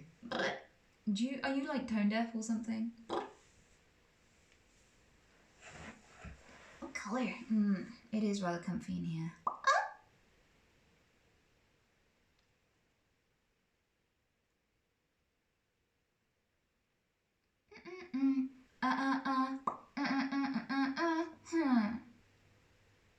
We all ask to sing for us. Ugh. Press 1 if you want a song.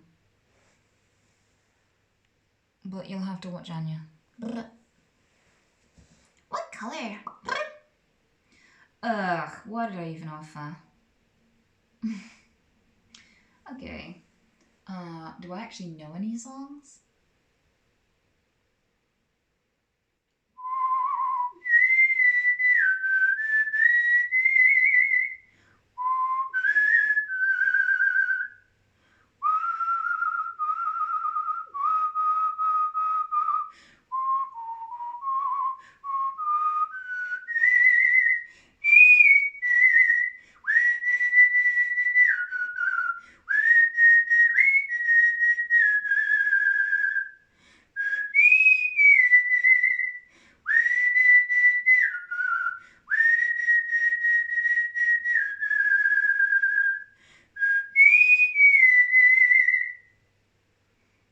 Sorry. Yeah, I was just figuring out how the song goes, okay? I have to figure out how the song goes. But I'm really bad at singing as well, so it's a great way to procrastinate. What color?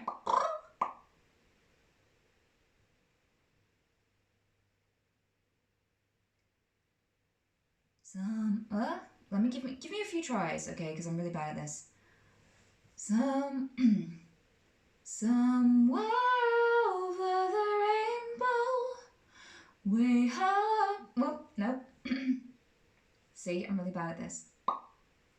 Somewhere over the rainbow, way up high, where the dreams that you dreamed of once in a lullaby.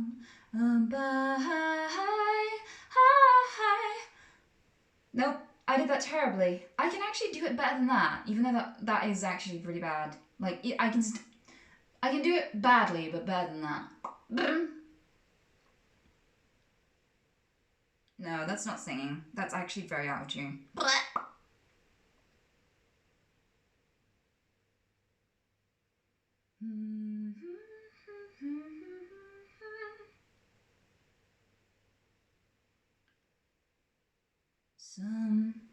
Why can't I stop? Do you have to like sit up to sing?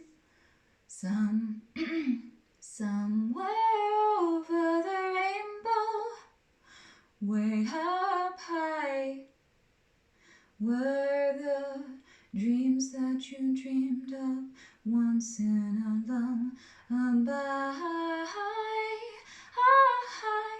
Somewhere above the chimney tops, way above the chimney tops, that's where you'll find me.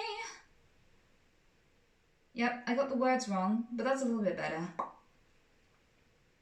I think my mouth is just a bit too dry.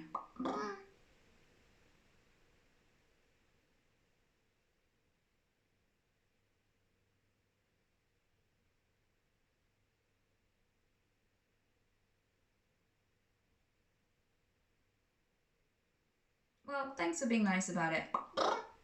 But yeah, that's actually the bad version.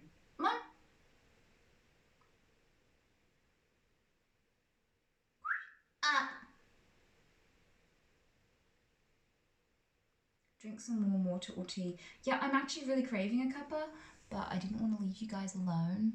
Are you sluts? But I could leave with you with Anya if you wouldn't mind me getting a coffee, because I really, really need some. I haven't slept, so I'm gonna die. Yeah, I can go get a coffee. That would be amazing. Because then I might actually be able to sing, and also I can stay conscious. I can do proper push-ups now. Do you want me to show you some push-ups when I come back? Breakfast. Yes. You want push-ups? Okay. Okay, boomer. Breakfast. Okay, I will get a coffee, see if that actually helps me to sing, and then I will drink your dick. Wow, look at baseball stick.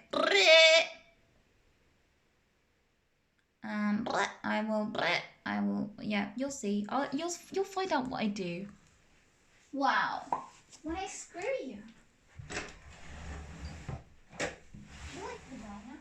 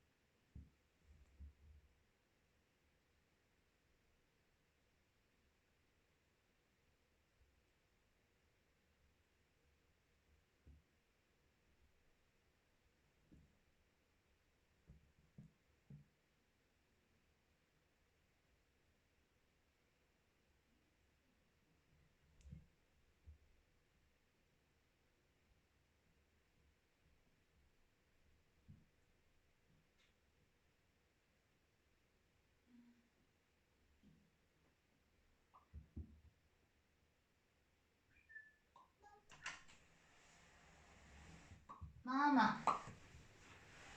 Marmalade. What?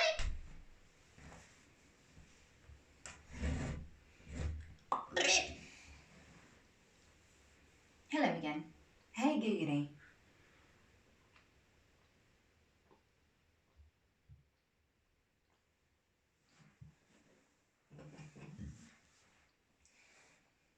She's chewing. That's how she knows she likes it. That's how a bunny bonifies things. It's bonified when they give it a nibble.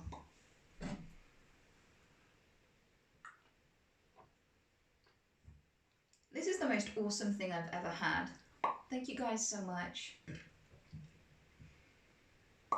for the bunny castle.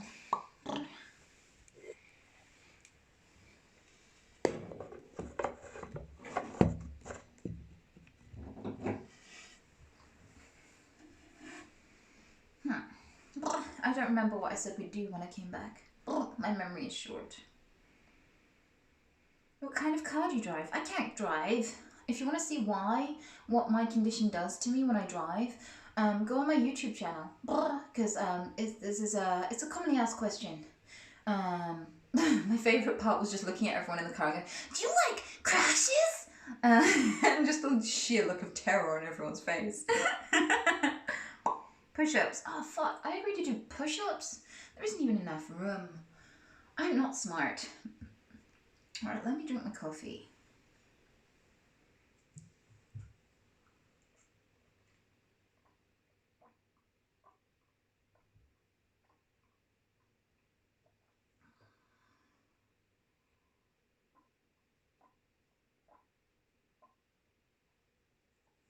Wow.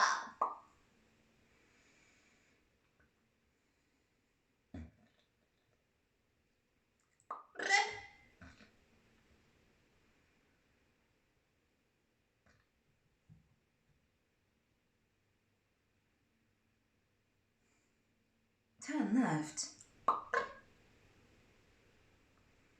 Ooh, ooh, ooh, ooh, ah, ooh, ooh, ooh,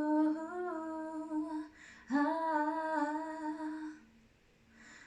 Somewhere over the rainbow, bluebirds fly, and the dreams that you dreamed of once in a lullaby. Nope, I can't. Nope, the cup of tea did not help. I'm sorry. I'm just bad at singing. I'm just bad at singing. Maybe, whoa, maybe home. Maybe a different song. I don't actually know that many songs.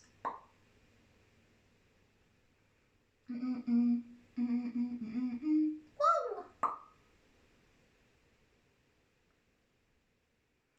There is a house in New Orleans they call the rising sun, and it's been the ruin of many a poor girl and God, I know I'm one.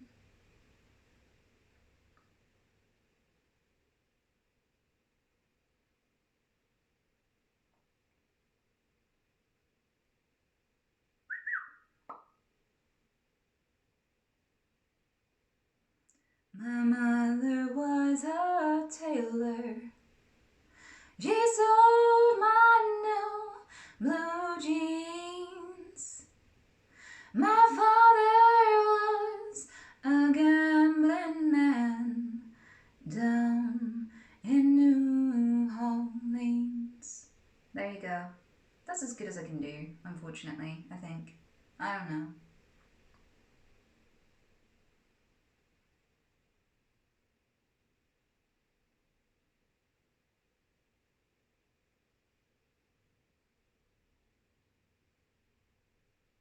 How does Fly Me to the How does Fly Me to the Moon even go?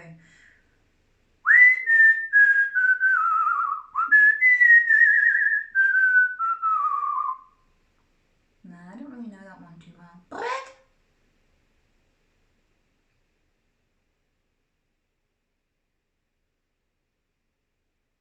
Okay. Blah.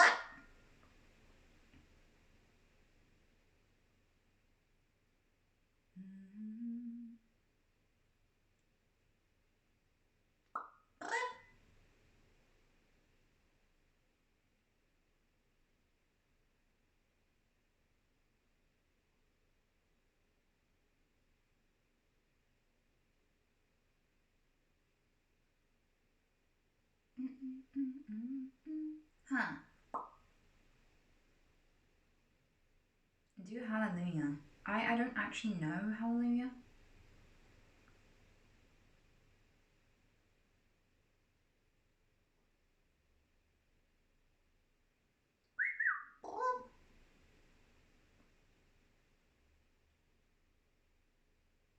I don't have the voice for Ave Maria. Blah.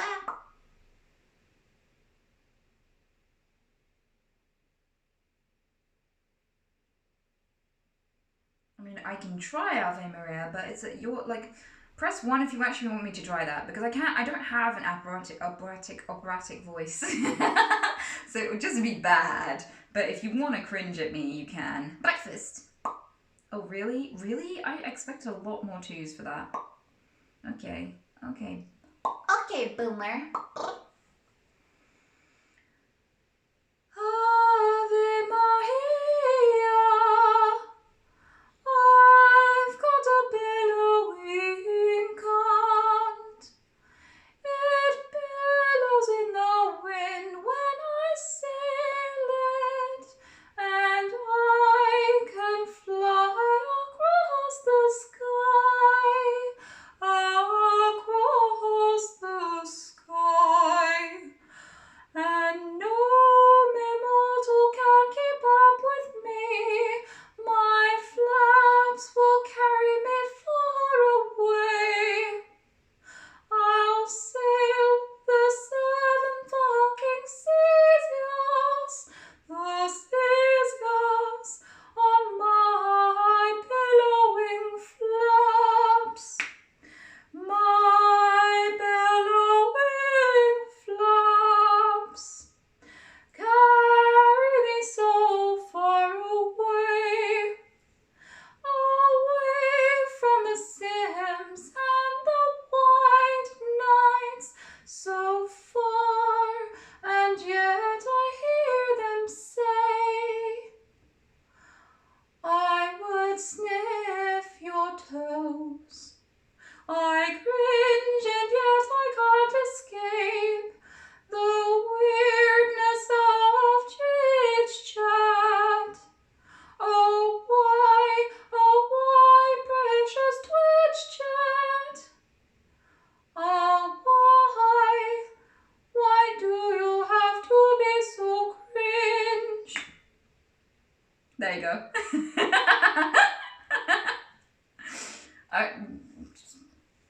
I couldn't think of better lyrics, I'm sorry.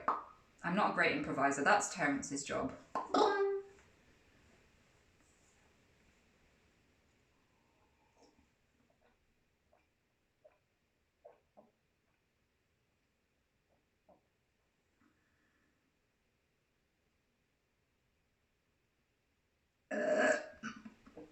Troll opera, I like it.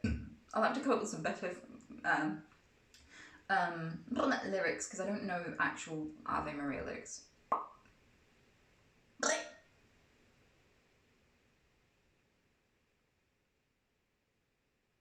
was fucking amazing. You don't listen to a lot of music, do you? What a lovely song about flaps. Hell yeah. Flaps are awesome.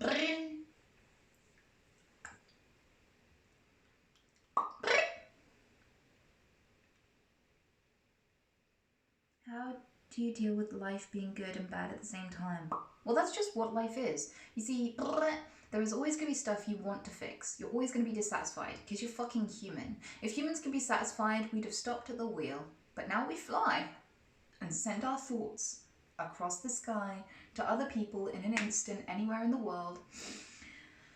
And we wouldn't have come this far, we wouldn't be watching Twitch if we could ever be satisfied. So yeah, there are going to be some elements about life that you think are absolutely shit. No matter how perfect your life is, there's always going to be shit stuff in it. I'm sorry. It's just how we are. And I'm thankful for my dissatisfaction because it will always keep me questing for better things. And that's beautiful. And I'm fine with it. What you have to do in order to be happy in life is learn to enjoy the good shit, even when there's still stuff you want to improve. That's just how you do it. You learn to be very appreciative of the things that are going well, even when there's hard stuff going on, you know? And that's why I danced at your funeral, bitch.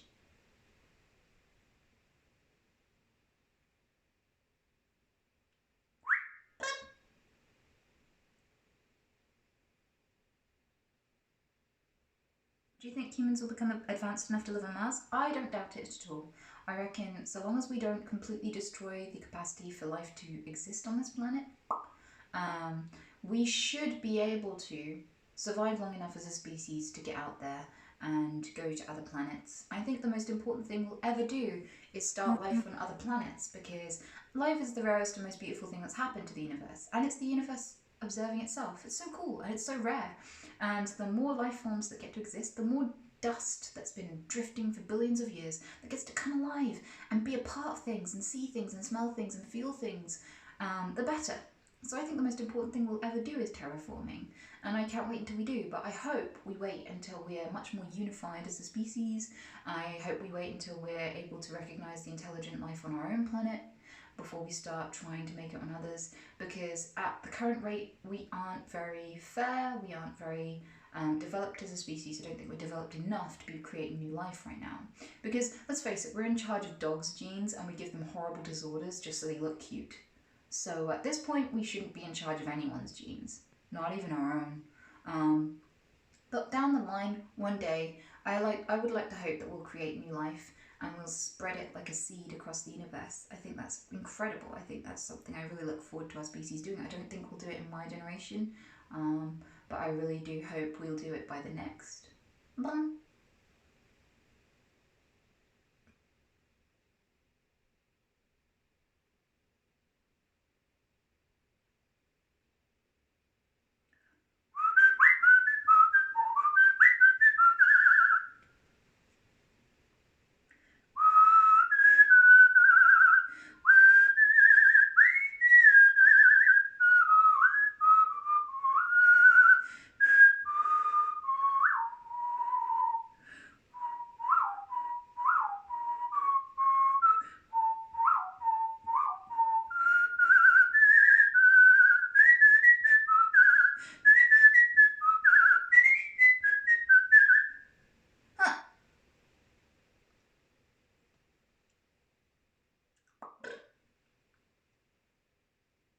Nah.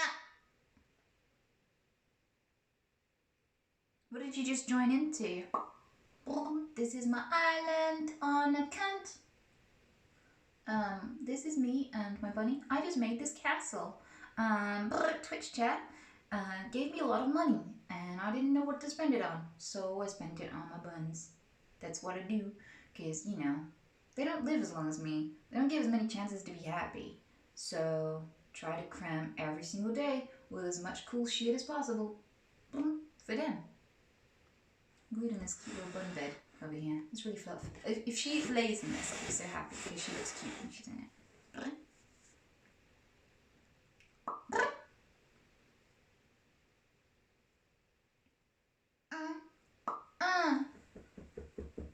It's so good.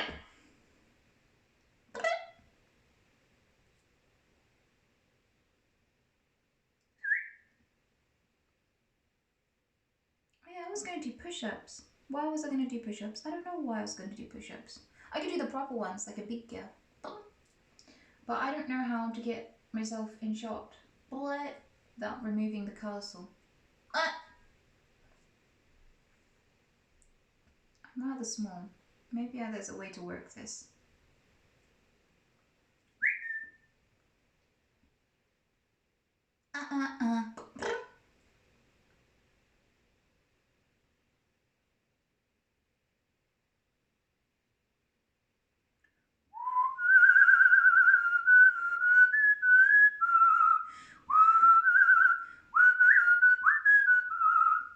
I'm not going to do 50 straight off the bat though, because by like I don't know, 25, I'm already suffering, and I've got my trainer's gonna make me do it, and it's gonna hurt. So I'm not doing it twice today. Right.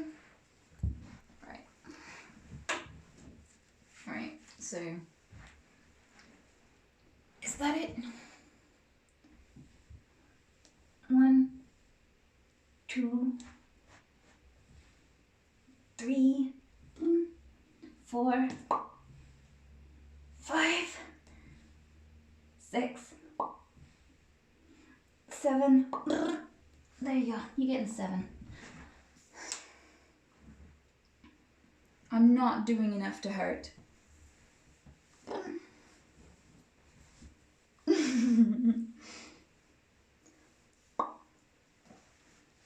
Oh, I'll show you actually. If you want to do more push-ups, I don't know why this helps me do more, but like, if you go down and then as you come up, you reach up like this. And you go back down again. And then you reach up like that. Like that. For some reason, you can do more. I don't know why you can do more, but you can.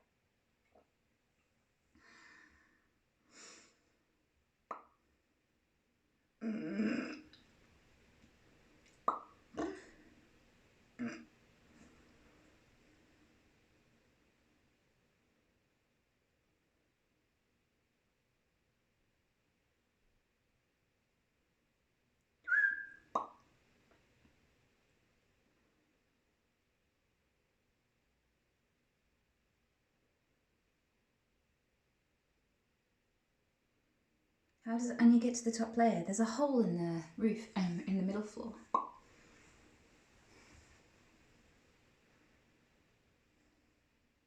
How long have you had a personal trainer for?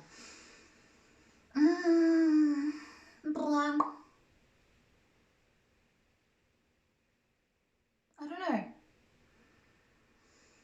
I want to say about 7 months. Could be wrong. But when I first started, I couldn't do a push-up. Not a proper big girl push-up.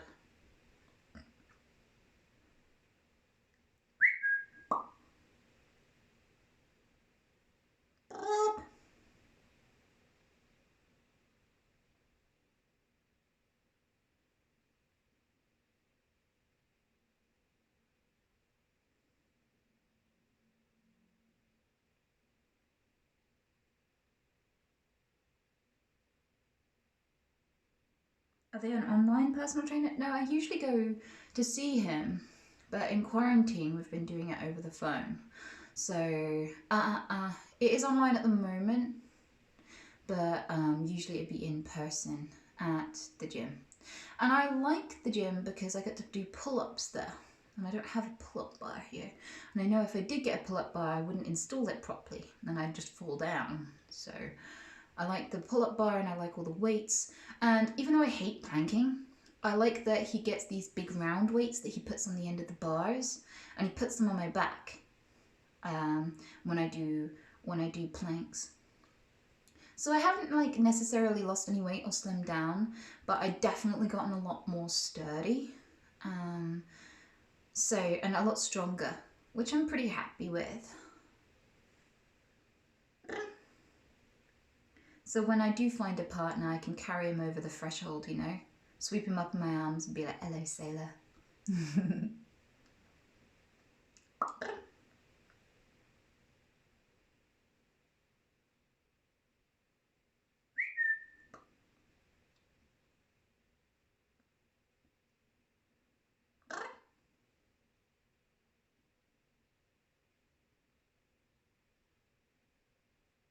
But yeah, I'm aiming to be able to do 100. That's how many I want to do. I want to be able to do 100 push-ups, and then I'll start trying to do them on my knuckles, and then I'll start trying to do them with one hand. I'm gonna get fancy.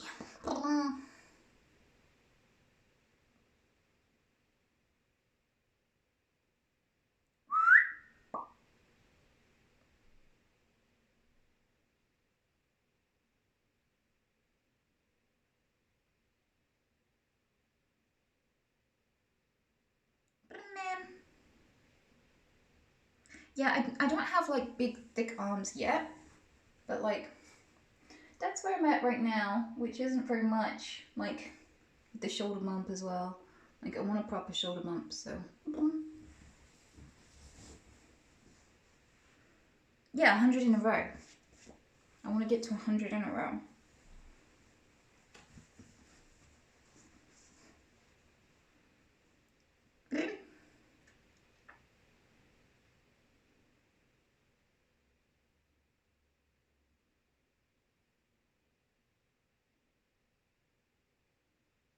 You're flexing the right way. Yeah, you taught me. You taught me, therapist.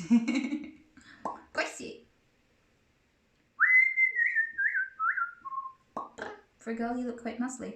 Thanks. I'm pretty sure that once I actually start taking all of this seriously and doing it really regularly, I'll actually muscle up more.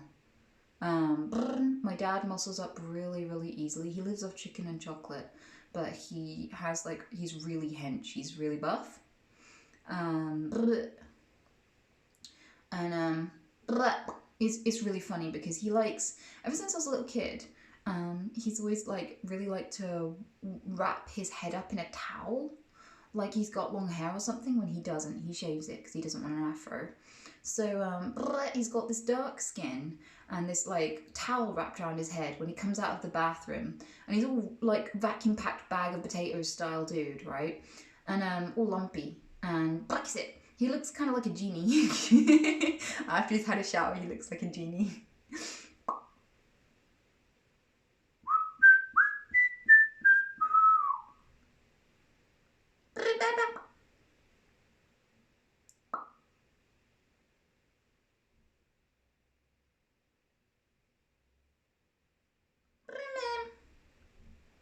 Up.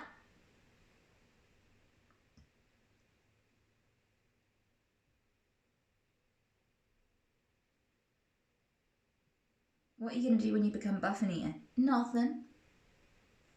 Nothing. It's just gonna be nice to be fit and healthy. That's all. I only work out twice a week, for an hour. I've already seen a huge difference. Like I've got muscle that expands on the side of my, like on the side of my ribs.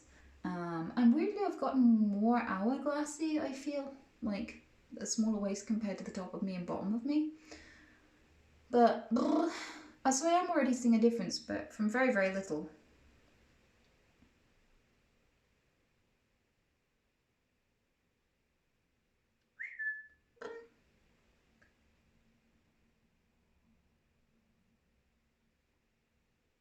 Huh. Do you like Rick and Morty? I do. I quite often, if I have a friend who hasn't been introduced to it, I quite often like sit down on the sofa. We're getting drunk and we're watching Rick and Morty. Usually I play this game, it gets me fucking wasted, where I drink every time they say Rick or every time they say Morty. We'll choose one or the other. And you drink every time they say it, and they say it constantly, so it's just like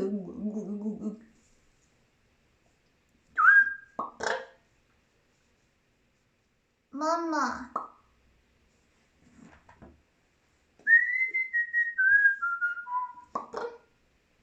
Does your Tourette's impact your workout? No, if anything, my workout impacts my condition because it reduces my tics considerably. I don't tic when I'm exercising.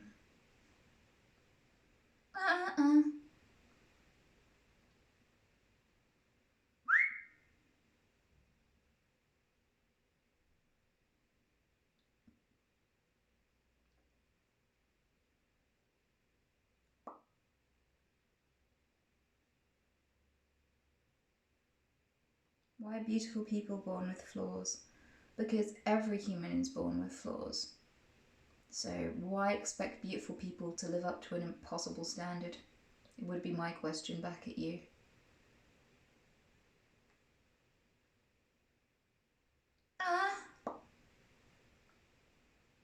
Is that a normal sized phone?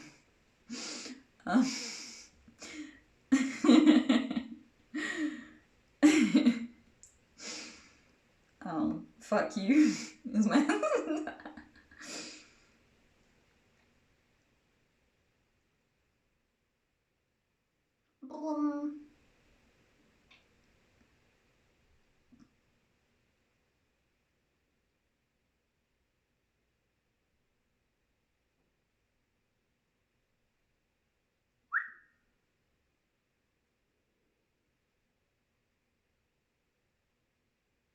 Where did you buy that old school iPod Nano? It's not an iPod Nano. Fuck you.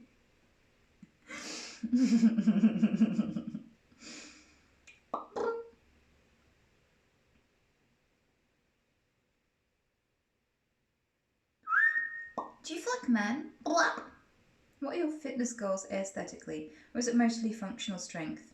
I want to be able to do 100 push-ups.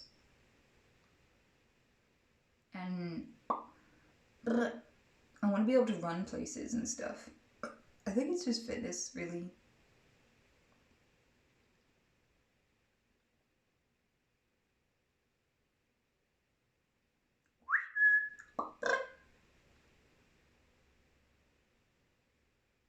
Um,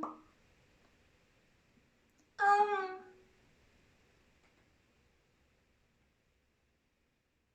I own a bearded dragon. Have you ever owned a lizard type pet? Yeah, I used to have a bearded dragon called Darwin. He was a morph. He looked like Mushu from Mulan. He was bright orange and he had this pattern on his back like rippling water. You know when like the water bounces off a pool and it reflects on the ceiling? Well, that was the pattern he had, but bright orange on his back, and his entire body was orange too. He was orangey and yellowy and reddy. And his babies were worth quite a lot of money. He was being used as a stud. But yeah, anyway, he was a rescue. Um, and I loved him. He wasn't very bright though. He didn't understand white things. Wow, like chat.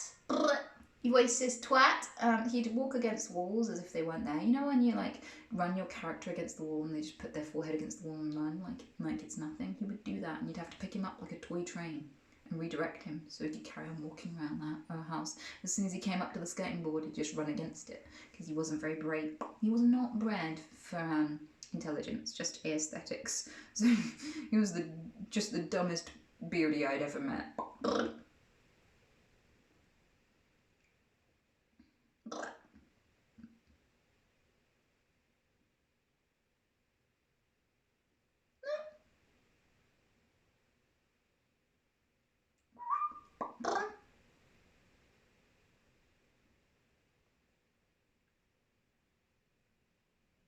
Floor Gang is a PewDiePie reference, if any of you are confused. Yeah, I didn't know what the Floor Gang was at all.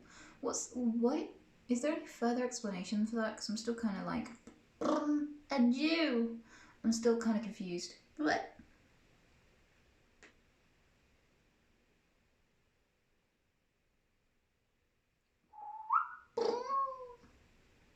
Mama. Anya's full on sleep mode right now. It's so cute.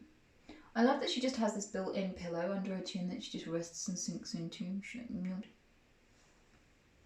Are you nervous for tomorrow? Why? What's happening tomorrow? Why would I be nervous?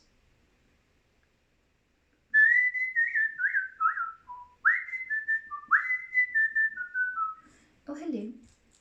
Nom nom nom. Best sound ever.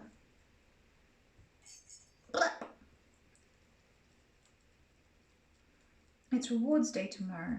What? What's rewards day?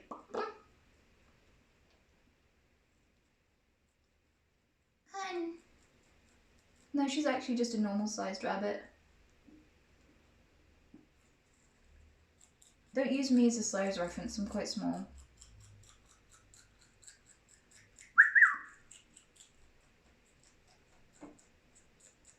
Come on.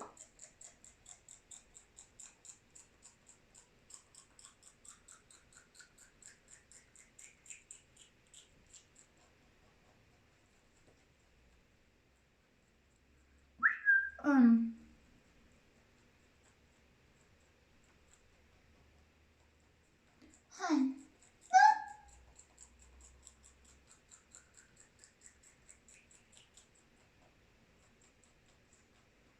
I'm surprised you can see that.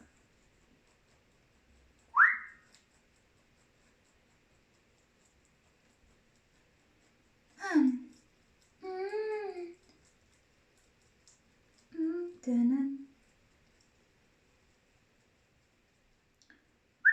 Are you working out with only body weight? At home, Mostly, yeah. I only have some 2 kilogram weights, which are pretty much nothing, so I don't really use them for much. Um, so it's mostly body weight workouts here. But when I'm at the gym, I use a lot of weights actually.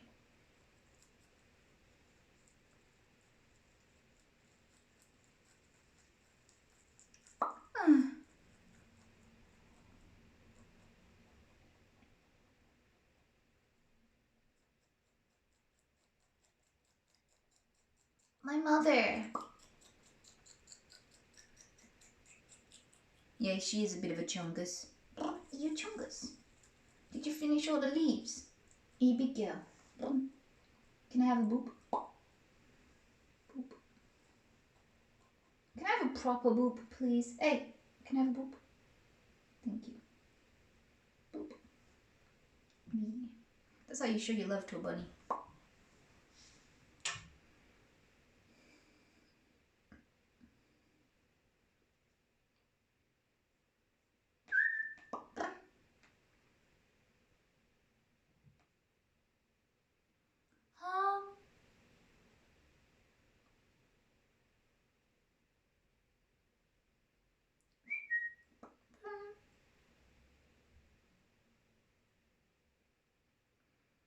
I always try to fix other people's problems, and I feel uncomfortable with people who get their life in order like you. How do I deal with this? No, there is no getting your life in order. I'm sorry. But anyone who looks like they've got it all figured out really fucking doesn't. There's no such thing as true adulthood. Everyone is just as clueless as when they started and fumbling through. There are no rigid, strict answers that answer everything. There are no strict rules that apply to everything. So we're always lost. If you make time for your friends and keep your house tidy, chances are your work or your personal life or your relationships will suffer. Like, the thing is, there are too many things to master in life and too little time. So there's always something that people neglect. If it's their social life, or if it's their work, or if it's their relationships, or if there's their self-care, then if it's their fitness, if it's their education, you know, there's always something that people don't have time for, or don't get right, or don't have figured out yet. So the good news is everyone's fucked up, so you don't have to worry and feel uncomfortable around people anymore. Ivy, don't chew the wire. You don't have to feel uncomfortable around anyone anymore. But the other news is that it's not your job to fix people. People don't need fixing. Every little mistake and every little quirk in our lives is our lesson, is our challenge. We're not defined by the challenges we have, we're defined by how we face them and what we make of those experiences, right? So if you task yourself with fixing others, you're denying us the right to grow and learn by ourselves. And truly, lessons are only learned when we find our own way. So, but seeing people as projects is kind of seeing them as fucked up, or seeing them as people that you aren't happy with until they've conformed to your idea of perfection. Never see people as projects. See them as people. Their happiness is not your responsibility. Their success is not your responsibility. And while you may think that you're being nice by fixing people, actually you're just pressuring them to be the way that you'd prefer them to be, which is kind of tyrannical and not as helpful as you think.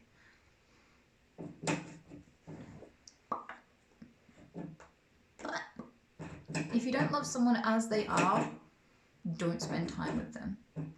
It's not your job to make them into someone that you could find lovable.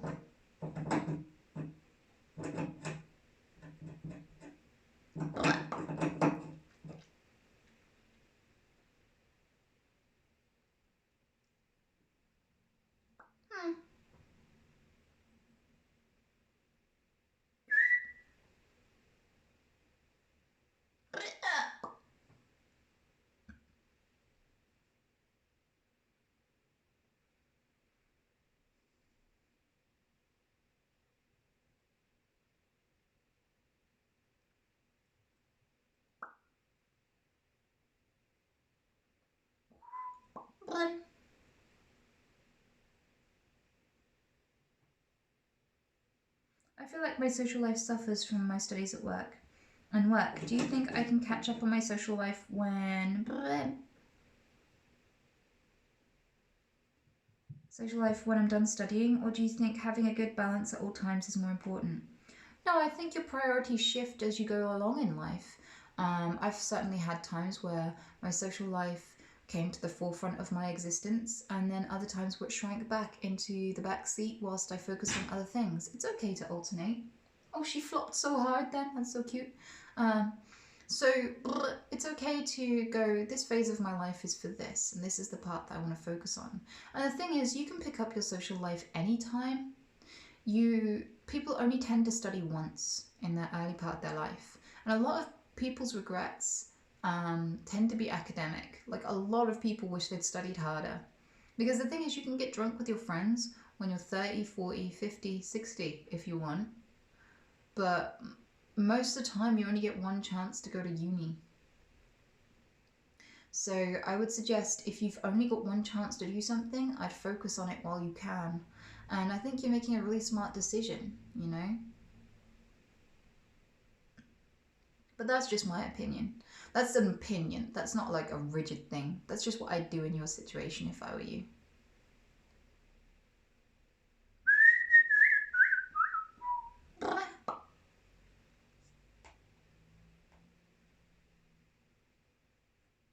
Yeah, I did go to uni.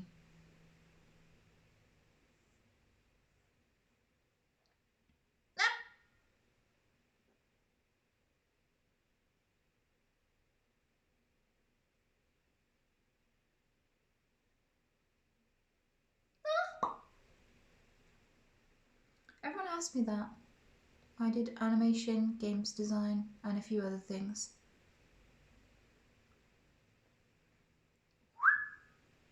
True, the trouble is that as the years go by, finding and maintaining a friend group becomes harder and harder. I think we're of a generation where that is becoming less and less of a problem because there is Discord, because there is gaming, because there are so many opportunities to meet people. You don't have to go and lurk in a pub and hope that it's not just old people. You can go and play a game in a virtual world and meet people that you might end up meeting in the real world. I mean, a lot of my IRL friends are people that I've met gaming. On games like Overwatch and stuff. So now more than ever, you don't have to be lonely and try to figure out how to find people with mutual interests. But it's becoming easier and easier.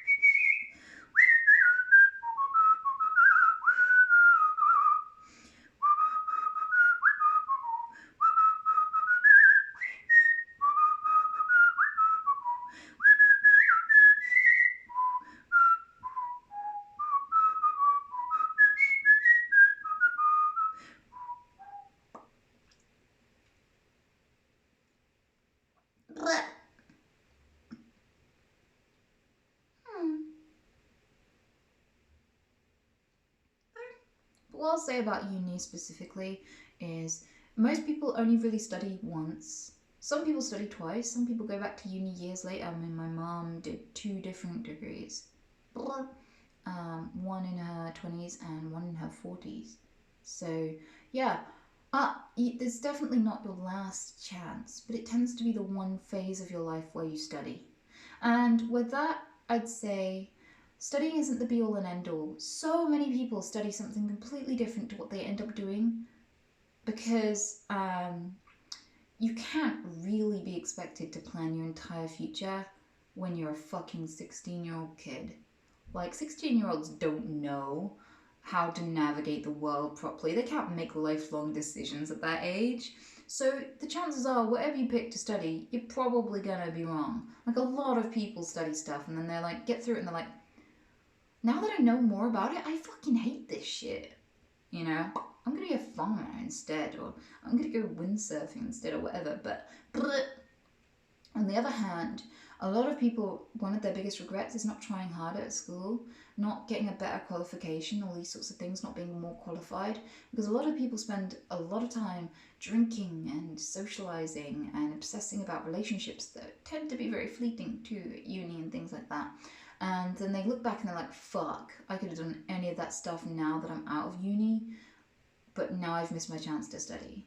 So just bear that in mind because no matter what you do with your degree, this might be your only chance to get it. But that said, it's totally okay to come out the other end and really not give a shit about the thing you've studied, to realise it wasn't for you. That's fine. It's not the end of the world. Changing interests, finding new things to love is a beautiful thing about life. Having a new chapter is an awesome part of your story. It's not a negative or a failing if you lose your passion for drawing after you go to art school, but then you go and do something else cool that you love doing instead. That doesn't mean that you wasted your time doing art. You loved art, and that was a great part of your life. And you might go back to it someday. But feel free to change chapters. Feel free to do something new. And never feel ashamed of that too. So regardless of how your story goes, whether your qualification is awesome and you go and do something beautiful with the rest of your life based around your education, or whether your education just teaches you what you know helps you rule out things and therefore come closer to the thing you're meant to be doing. Regardless of the role that uni plays in your life, it's still worth doing. It's still an amazing experience no matter how you do it. And no matter what you come out with or don't come out with, never feel like it was time wasted.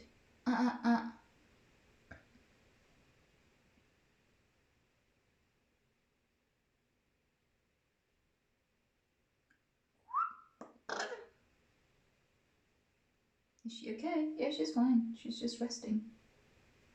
She's sleeping.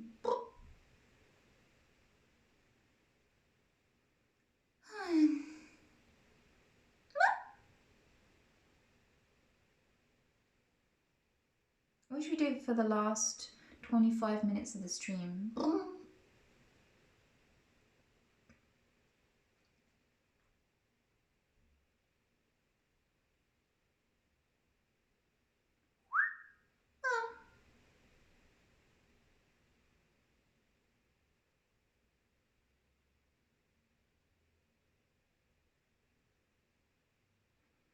You said you appreciate people finding humour with your tics, but what about partner? Ow. Do you ever laugh at what comes up? Dude, like, if I say it's okay to laugh, that doesn't have a clause where I go, unless you fuck me. Then you're not allowed to laugh. Then you have to hold that shit in, or I will knock you the fuck out, okay? Because once you've death tested me, you have to be polite, and you have to pretend it's not funny anymore, okay? Or else. Because what kind of psycho would say that? Of course it's fine. Like, the only partners I've ever had are people who found humour in my condition. Because other people who find it awkward are too awkward to be around. I always tick.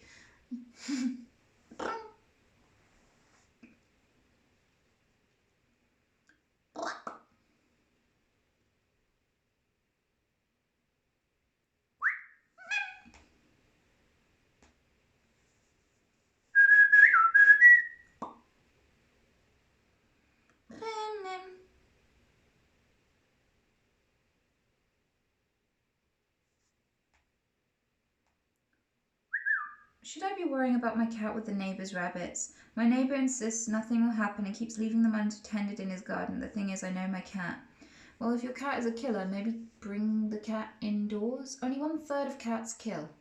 And if they are a danger to wildlife and will kill other people's pets, if they're left free to roam as a form of their own entertainment, I'm sorry, but your cat's entertainment is not as important as the lives of hundreds of other animals that will become their victims. You see, the difference between nature and your pet doing this is that cats are brought in a huge density as an exotic animal that is not native to most of the places where we have pet cats. So most cities and towns have millions of cats, yeah, in a high concentration where there wouldn't be any cats at all, or if there was wild cats, there'd be like 6 in the same amount of territory. There's a huge amount of unnatural density there.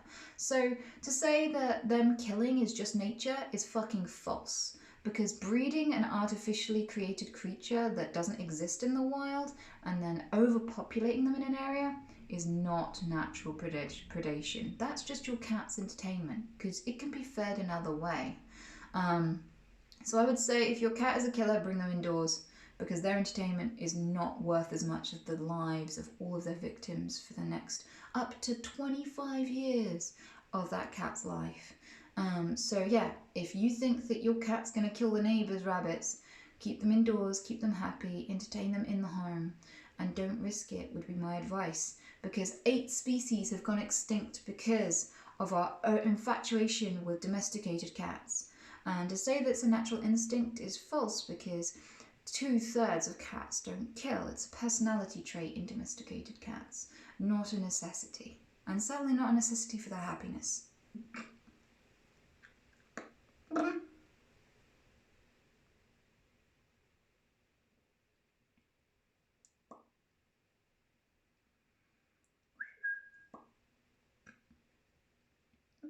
What about the pests they eat? The thing is, if you've got pests, clean up after yourself because that is the most ethical and the most sanitary way to manage pest control.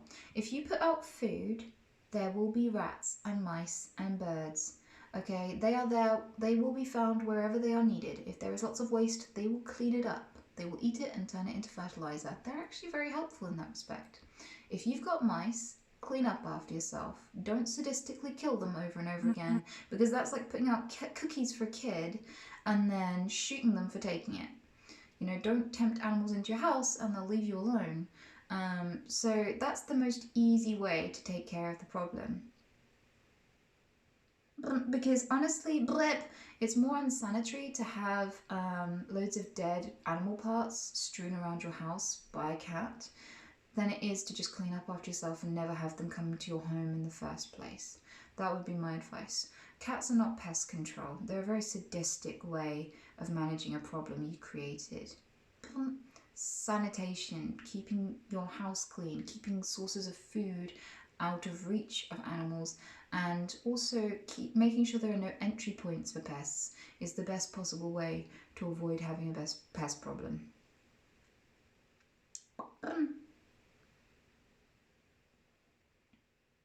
But that would be my advice.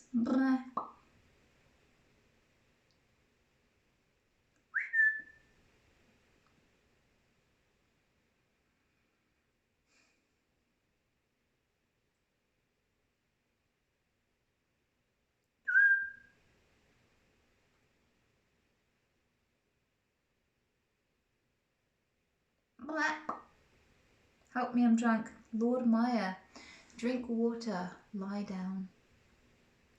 I can't help you, but you can help you. Water can help you. Water is your friend. Go drown in it, bitch! Have a glass of water and go to bed. And don't donate right now because, you know, you're not sound of mind. So you might end up parting with more resources than you should. Keep your wallet closed and your mouth full of water.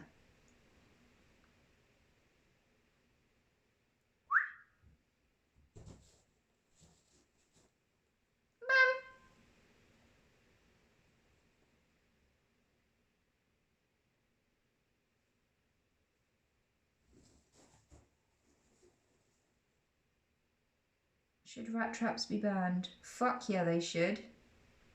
Yes, they should, for several reasons. So rat poison is one of the few things that has been allowed to be sold even though it doesn't pass the EU laws for environmental impact assessments. So because it kills all the wildlife indiscriminately in a horrible way, And because it's a danger to children, it looks like sweets, and lots of kids come across it and eat it and either die or have permanent health problems as a result. It's not actually a safe product and shouldn't be used. But also, rat traps are not, they're really, really unsanitary and a ridiculously stupid way to deal with the problem. Because you know what's more unsanitary than having rats around the house? Having fucking dead rats around the house. And if they drag themselves away, half in the trap, which they quite often do, and crawl into your walls where you can't get to them, the house stinks for ages, there's maggots everywhere. It's just a dumb way to handle a problem. You see, the way you should be handling animals coming into your house is by cleaning up after yourself and taking responsibility for your mess. Because if you just kill them, a whole new family of other rats will move in after them. So it doesn't change the problem, it just changes which rats are the problem. So yeah, clean up after yourself. Block off entry points. Be responsible, because rat traps are dumb.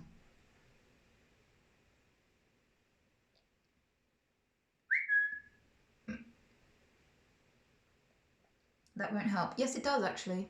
I was a humane pest controller for years, and I collaborated with a humane pest controller who works nationwide in this country. So I can safely say of all the houses that I've been to, just not being slovenly and actually cleaning up after yourself and actually blocking off entry points and making your food secure and stuff works so much better than littering your entire house with dead bodies. What about mechanical traps without poison? Quite often mechanical traps can half trap an animal, but they have enough motion to be able to drag themselves away in the trap. But it's also unnecessary. If you're putting out food and tempting an animal in, you should not be punishing them or killing them for taking it. You should be cleaning up after yourself. And also, killing a family of rats doesn't stop you having a rat problem, because a whole new family of rats will just move in. If you don't change what caused them to come into your house in the first place, you'll just keep getting them. And then all you've done is add dead bodies on top of the problem.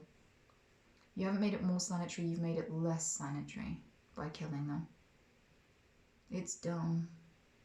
But if you want to find out why I'm really, really, really against rat poison, Google owls dying of rat poison. It's horrific because they eat all of the slow down. The rat poison doesn't kill mice and rats instantly, so all of the apex predators eat them after, and they die slowly and horribly too. If I had to choose between eating rat poison or burning to death, I'd choose burning to death because it would be faster and less painful. I've seen enough animals dying of rat poison to be A, furious that it's still sold, and B, know that it's probably one of the most agonizing things that can happen to you.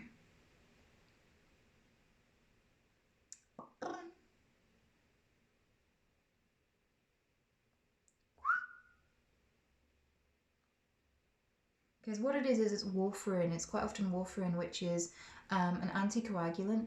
So you internally bleed, you hemorrhage, you bleed to death.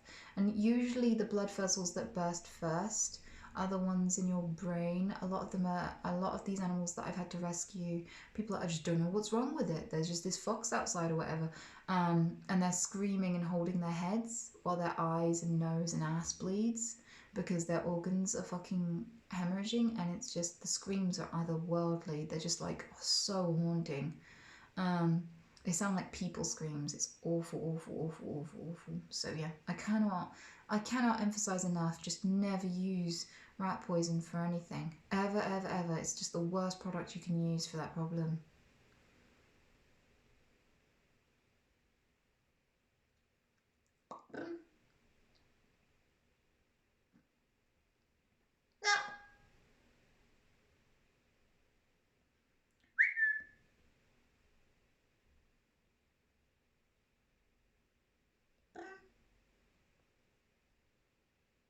Glue traps are fine if you intend to set the rat free. Actually, they're not. You see, a lot of these glue traps are imbued with a chemical which is thought to be a anesthetic. The thing is, when applied topically, which means when applied to the skin, it actually burns. When ingested, it might be a painkiller or a sedative, but when it's applied to the skin, it just burns. And so, quite often, glue traps are really traumatic and really physically painful to be stuck in. They're highly exhausting, and the only way to release them is to douse them in oil, which is difficult to clean off and can leave them exposed to the elements because it fucks with their fur. I can't think of a worse way to re-release rats from your home than using glue traps, because glue traps are fatal. Even if you manage to release them, the chances of surviving afterwards are really fucking slim. So if you're gonna trap animals to re-release them, get a cage that closes behind the animal when they reach the other end, so that you can move the cage out to a wild area and release them after, away from your house, because that will actually work. But glue traps, they're for assholes. You know, they're for people who want an animal to suffer. That's the only thing they will ever do. They cannot be a humane way to deal with pests. Because basically what happens is, whilst your skin is stinging and burning from being stuck to the trap, you die of dehydration or starvation. You die slowly and horribly. There is no humane way to die in a glue trap. It's just a really fucked up way to die.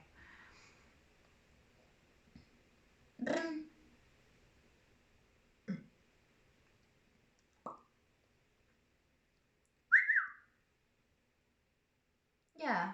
Well, if you ask me about this stuff, I'll tell you, because I actually have a lot of expertise in it. I've been working with animals for years and years and years, various charities, various organisations, my whole life.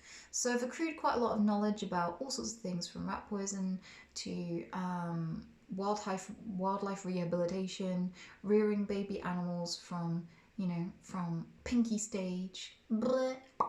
Um, I picked up quite a lot of things. Um, But the next thing I want to learn is how to come out to wildlife rescue and do call outs for marine life. So I'm going to pay to, when I've finished streaming and you guys are bored of me, I'll pay for a qualification to be able to help beached whales and stuff like that.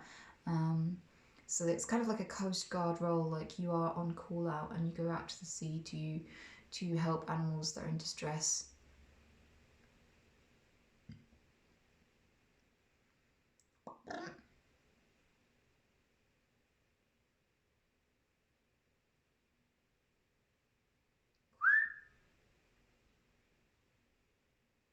Why now the marine wildlife interest? Well, they're just animals to me.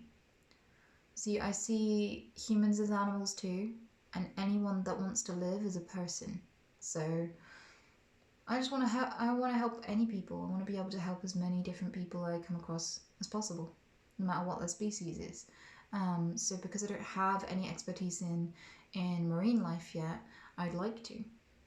Just so that I can adapt to any situation I end up in. I mean, I live on the coast, so it makes a lot of sense. I know how to deal with a call out if someone has like a fox or a rabbit or a bird, but I don't know what to do if someone has a seal. So it'd be good to know that stuff, because why not?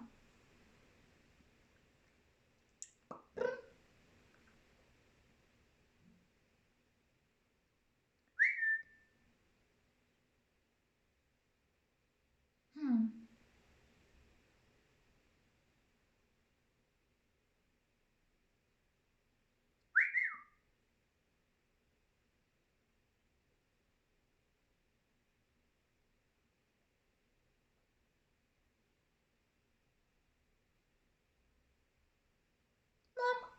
Mama! Do you like animals more than us? You are a fucking animal. I hate to break it to you, but you're not a vegetable or a mineral, buddy. You're an animal. And of course I love you just as much as any other animal. If you're in trouble, I'd come and help you too. You know? If someone rang me and went, I've got a human stuck in a fence, I'd be just as likely to come as if it was a fox.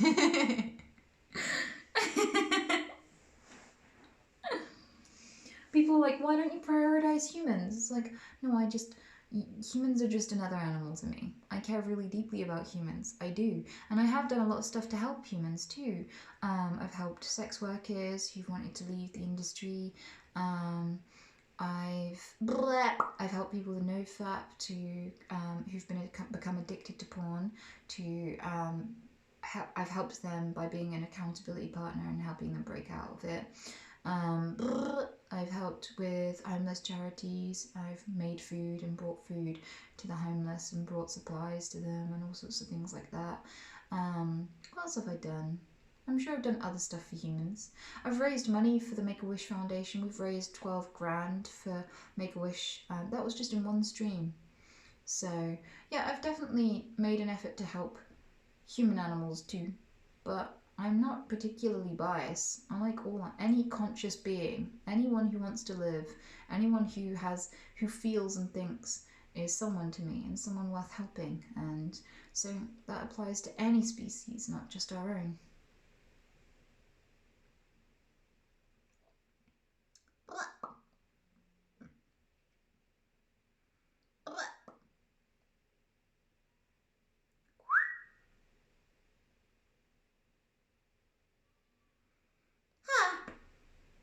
You also send people to therapy. Yeah, we also have a therapy fund where we prepay for people to get therapy from this therapist that I went to previously, which is pretty awesome.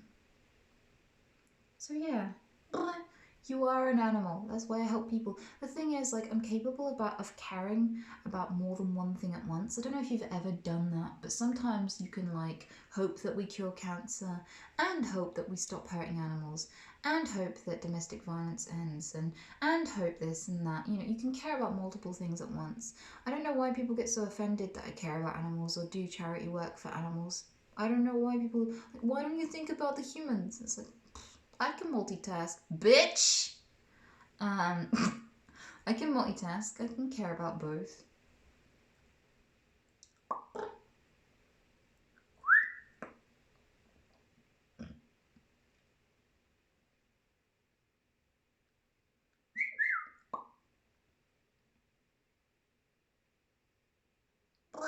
What about lab rats? How are we supposed to test medication? Actually, the overwhelming majority, the higher 90% of all medications tested on animals prove to be unsafe for humans and don't pass human clinical trials. As far as medication is concerned, animal models are a really, really terrible way of researching these medications. There are loads of other methods that are actually far more fucking reliable than testing on animals. But I'm of the personal opinion that nobody is responsible for my illness. Like, if someone said, we will have a cure for Tourette's in 10 years, but we'll have to kill 2 million dogs, cats, because they don't just test on lab rats, they test on beagle dogs as well. They test on cats, they test on primates that have a sense of ethics and morality and trauma and fear. And they test on all of these animals knowing that the results are going to be highly irrelevant to humans in most cases. So it tends to be a tremendous waste of resources and time. So yes, sometimes these results have contributed to the foundation of some research which has been helpful to humans, but in the vast majority of cases, it's not relevant. Did you know that aspirin killed most of the animals we tested it on? It's a fatal drug to most of the animals we tested it on. If we relied on animal results only, we'd think that aspirin was a deadly poison because it killed all the cats we initially tested it on. So yeah, when it comes to animal testing, there are actually more accurate ways to test drugs. And even if there wasn't, in my case particularly, I would say it's no cat or monkey's fault that I have Tourette's. I do not want anyone else to die just because I randomly ended up with these genetics. That is not their fault. That should not be a reason for them to suffer. I think it's pretty fucked up. And when a particular Tourette's charity approached me to be an ambassador for them, I actually turned them down on the basis that they'd spent a lot of money on completely unnecessary animal research. Because you can find animal models for Tourette syndrome, it does occur in animals too. But the thing is, it's not their fault that I have the condition, and I don't want any money that I raise or any awareness that I raise to result in the torture of someone else who just wanted to live. You know, if we can choose not to cause harm, we should choose not to cause harm. My condition is not terrible enough or life-threatening enough for me to ever even consider the possibility of harming someone else, no matter who it is, on my behalf. So basically, from my understanding of like the overwhelming majority of these results, and you know how we've been, you know, there are so many examples I can give you where it's actually really, really astounding that we still use animal testing for those particular illnesses because it's not helping. We need more reliable methods, and there's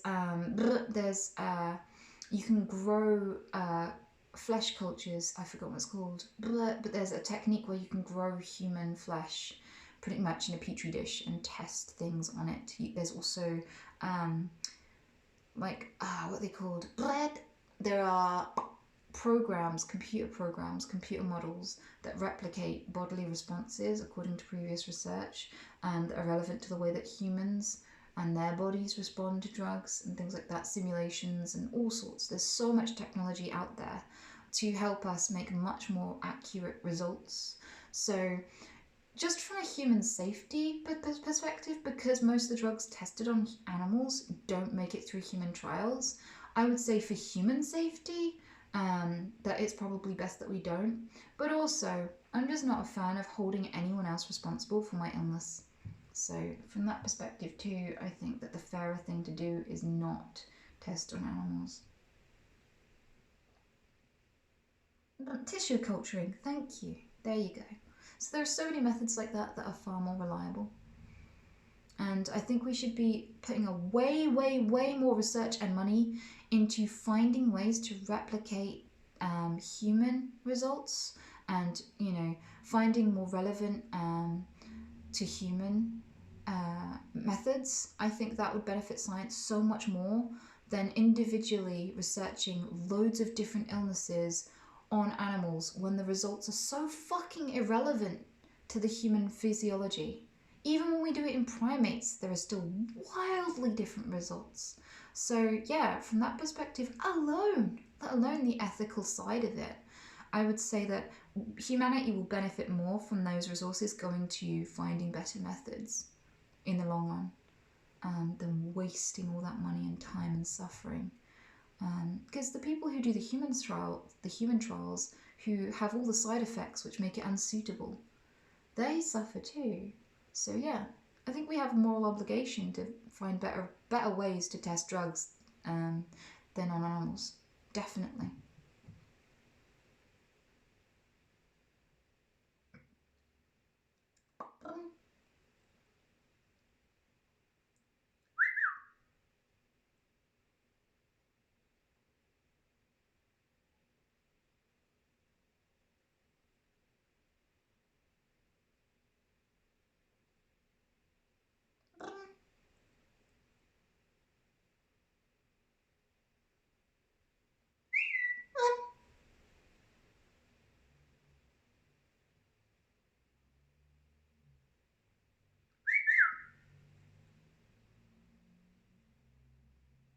She likes the house. Yeah, she loves the house. She spent most of her time in it since it's been built. You guys are amazing. Thank you so much. I had a terrible time building it. I fucked it up so many times, and yet it's still managed to get put together and doesn't look scuffed. Or at least I don't think it looks scuffed. I think it looks pretty good, actually. And she seems so happy.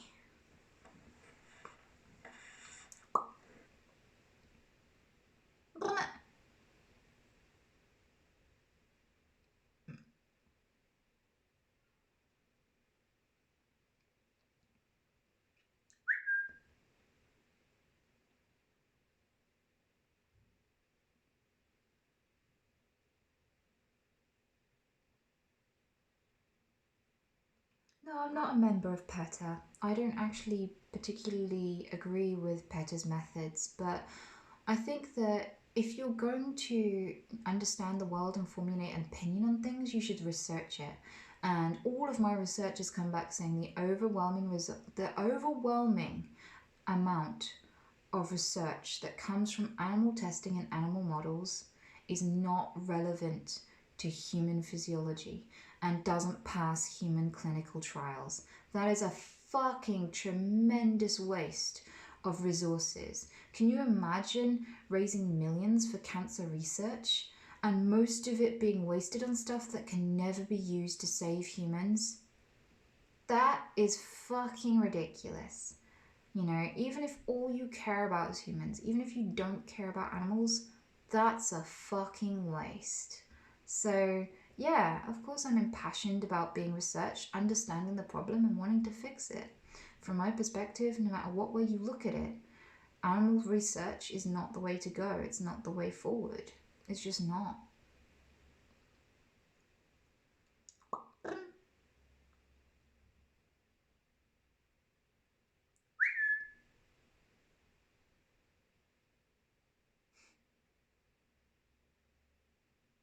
Breakfast.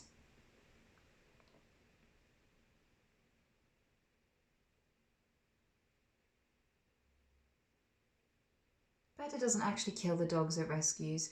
That's a myth. Like, I may not like PETA, but I get my facts straight, and PETA doesn't have shelters to kill animals in. But PETA will respond to call-outs where animals can no longer be saved. Like when someone hits a deer on the road and no one's gonna come out and put it down, but it's not gonna survive its injuries, and people don't want to leave it there dying on the road all night, they might call someone from PETA. So they have a kill rate, but it has nothing to do with just wanting to kill animals at all. You know, I know that much at least, but yeah, I don't like PETA for other reasons. But I get my facts straight. Blech.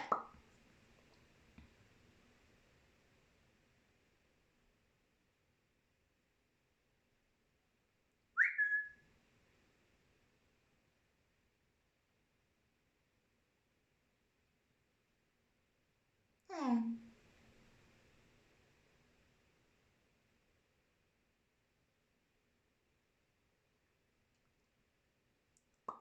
When did you get your first rabbit? I was a toddler. My first rabbit, yeah, I was a toddler when I got my first rabbit.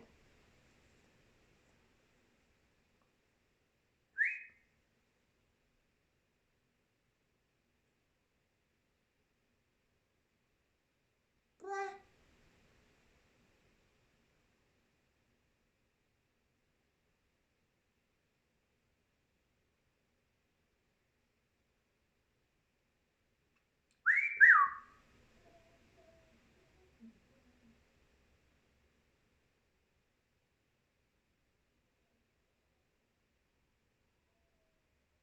PETA thinks an octopus in an aquarium tank is animal abuse. Yeah, because it is.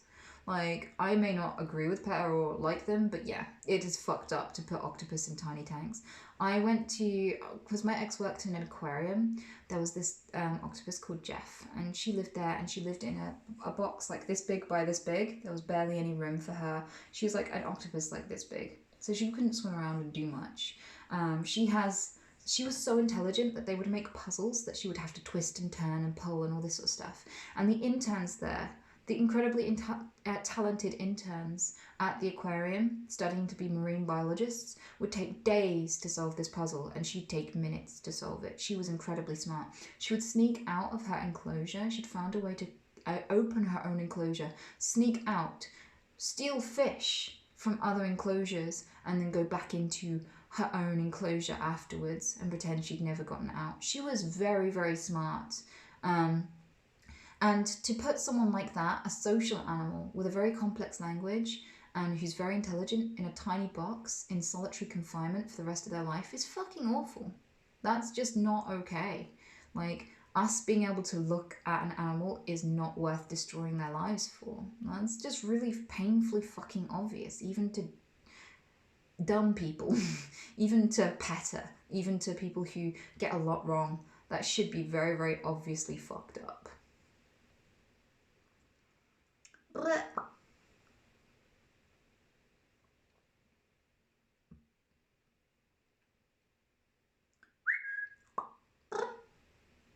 So yeah, I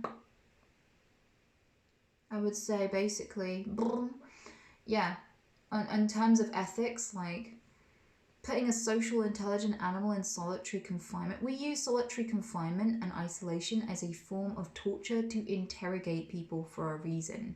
We're a social animal with social instincts. And those instincts apply to other species because they evolved to have the same method of survival as us, cooperation, which gives them the same neurochemical incentives and disincentives to connect with others. Other animals get depression, other animals self harm, other animals feel loneliness, and we have quantified and proven this.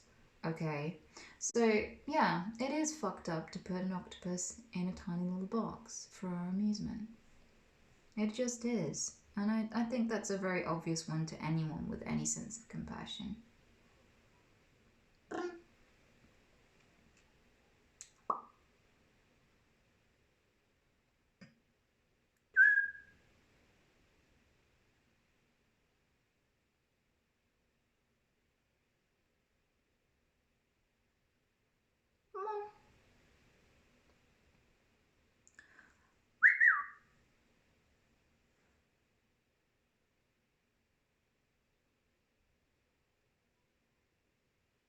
Brexit.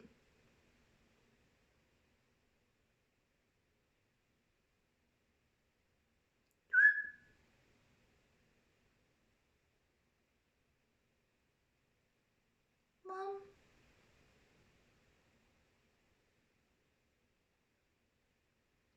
But octopus are kind of crazy. Their entire body is full of neurons. Their entire body is a brain, so they think with every little part of them, which is something we actually have in common with them because there are neurons in the heart and in organs that we didn't previously think that we processed information in. And this is why when people get transplants, they can often get transplanted character traits of the deceased donor. So people who have never played an instrument before suddenly know how to play instruments because they got given a heart from a musician, or suddenly develop a taste for foods that were their donor's favourites, even though they never met their donor, even if they never knew this until like a family member of the donor reached out. And sometimes family members of donors reach out because they want to hear that heart beating again, to feel a connection to their lost loved one. There was a woman whose son passed when he was still in his childhood, and their heart was donated to another child, and she wanted to meet him so she could hear the heart pumping in someone and know that a little part of him was living on. And it's in situations like this where family members reconnect with the recipient that often it gets discovered that these sorts of things happen. There was one young man who received a heart. Okay, so the donor, he had a partner, fell in love with her, married her, committed suicide. The heart went to somebody who then fell in love with her, had no idea that he'd received her ex's heart, and also committed suicide. Kind of spooky. Blech.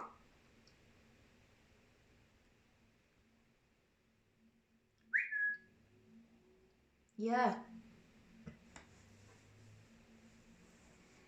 So there's lots of really crazy shit that you learn that we have in common with animals.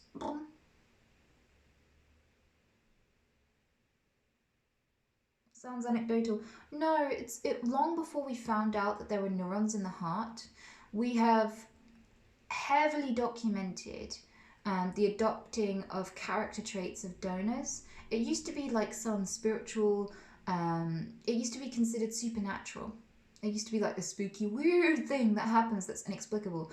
And then when we discovered very, very recently that there are neurons in the heart and other organs, we found that this was the explanation for why people were processing information differently after receiving organ donors.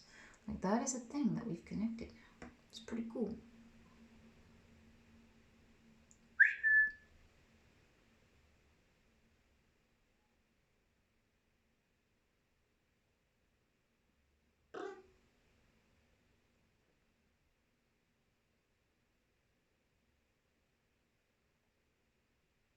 Need to search that up. That sounds interesting. Yeah, it's really fucking interesting. It's amazing. I wonder what that changes about you if you get a new heart and you are now using somebody else's neurons someone else's neural pathways, which are completely different to yours, the ones in their heart. I wonder what that does. I wonder if it does more than just give you slightly altered personality traits or preferences. I wonder what else it could do to you potentially. I wonder if there's actually any research into that now.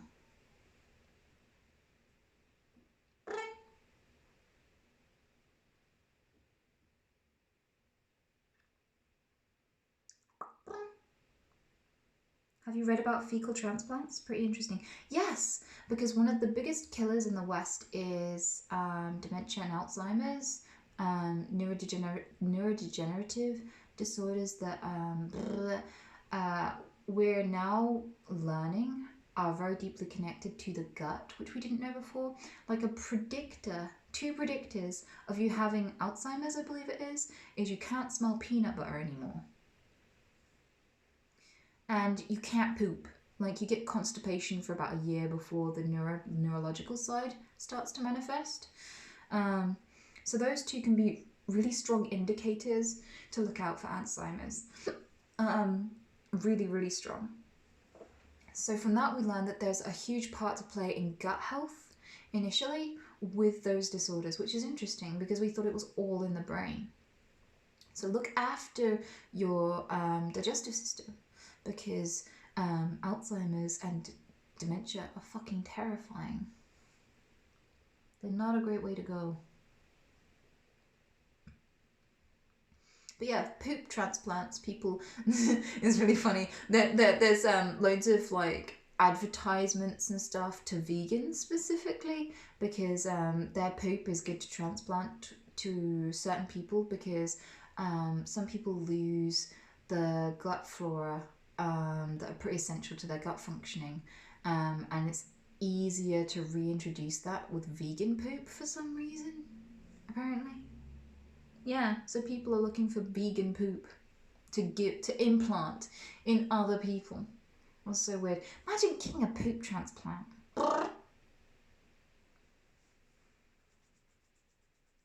So if you're vegan in chat, you might be able to sell your shit.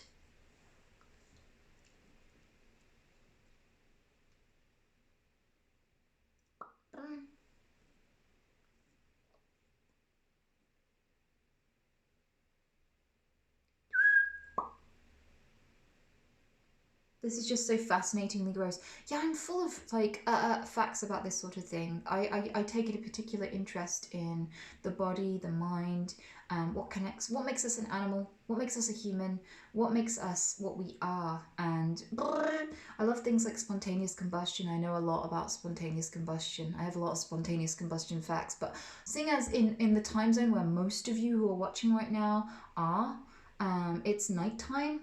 I don't want to freak the shit out of you guys because that kind of stuff is nightmarish. Like, if you learned that at any minute you could just burst into flames and there'd be nothing you could do about it. Alright, I've already said enough, but like, the more you learn, the scarier it gets, okay?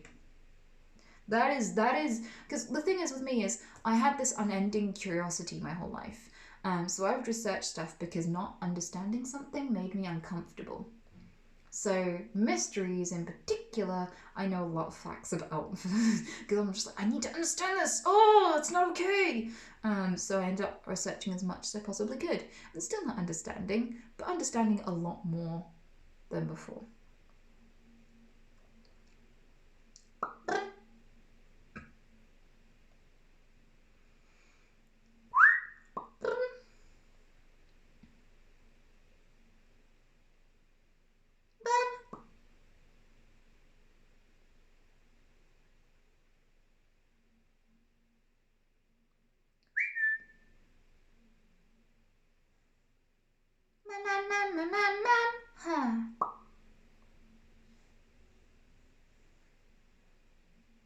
I feel like you should just become a doctor. No, thank you, please. I mean, I'm really, I don't mind fluids and I don't mind gore. I'm not a very squeamish person. I mean, I've had to clean like really ridiculously gross diarrhea caked animals and stuff. I've had to, I've dealt with a lot of gore and broken bones and all sorts, and I've dealt with, yeah. I can happily look at like spilled human intestines all day and not care. I think in that way I'd be fine. But you need really good bedside manner. And I don't have consistent bedside manner. One day I might be really good with kids, and another day I might go tell them to do things that kids should not be told to do because of my condition. So my Tourette's kind of precludes me from being a doctor, I feel. But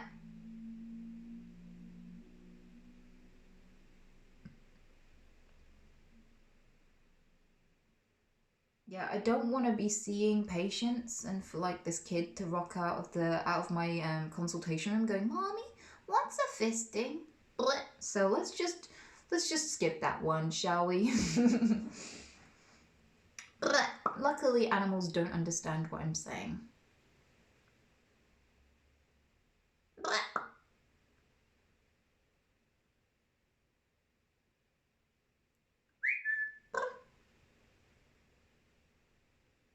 How does it feel, bleh, knowing that you're precluded from a lot of professions because of your condition?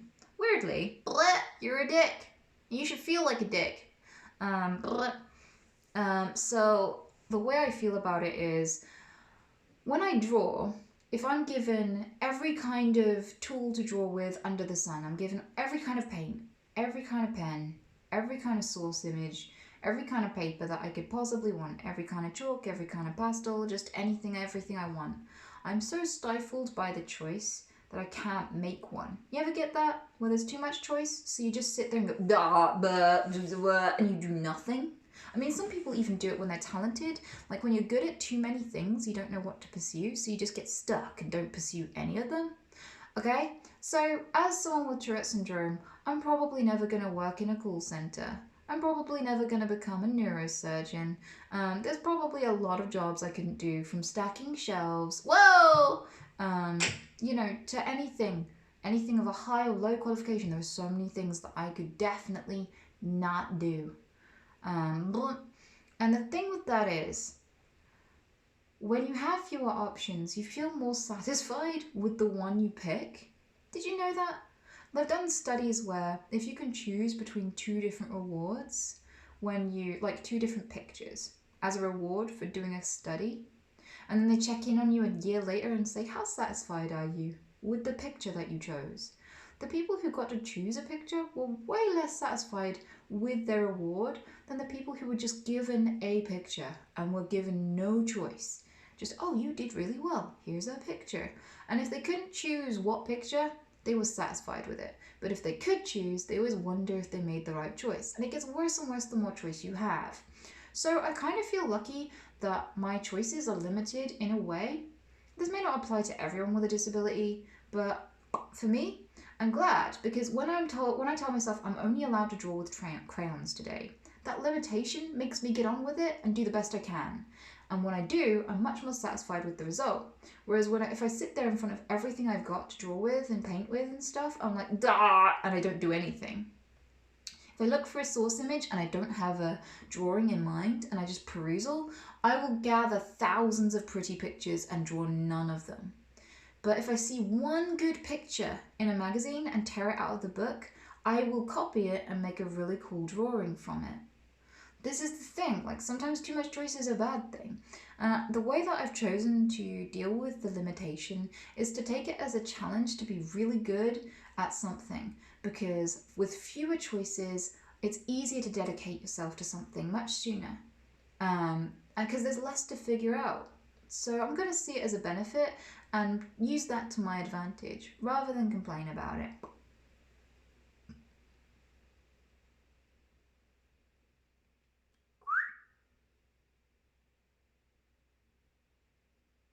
No.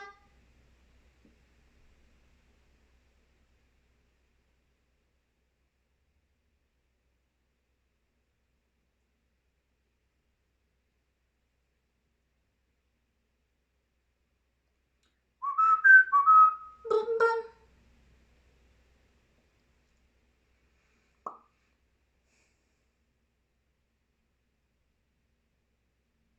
I'm about to take a shit, wish me luck. Good luck, buddy! Oh, actually, on that note, talking about bodily stuff and shits, I've got something else to tell you about. So, have you ever heard of squatty potty? You know that thing that's like a little step that you rest your feet on so you can poo more easily? Well, I got one of those. Not because I wanted to poo more easily, I don't have any trouble in that respect, but because my feet dangle off the edge of the toilet and it's really uncomfortable.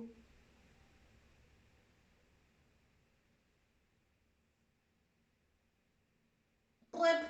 Sorry, I got distracted by a sound. So basically, I got one. I was like, this is really comfortable. Oh, and you do poo more easily. This is amazing. So, you know, if you want really, really quick, easy shits and, you know, don't want in you that you barely have to wipe, get a little poo step.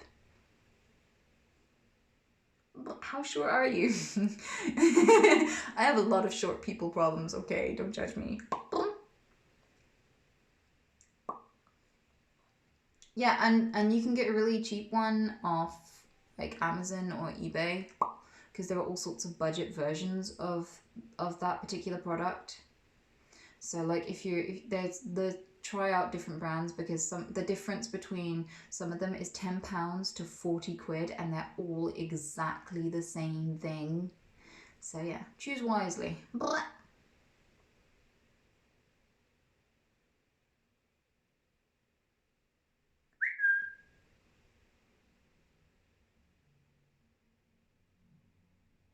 Mama.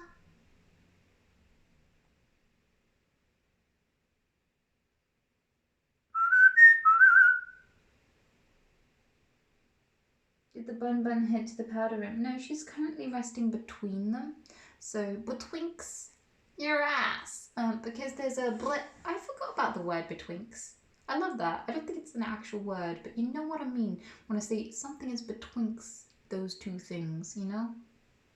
But anyway, so this castle, it's like all angular bits. So there's like a little gap between. You know what? I'm not gonna explain. You can just admire the cuteness for yourself.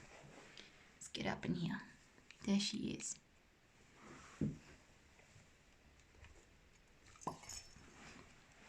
Some bunny butt. So she's between them. She's like in the little corner gappy bit. Yeah, that's where she is. And that's me. Hi. You're a cuck. And you should feel like a cuck.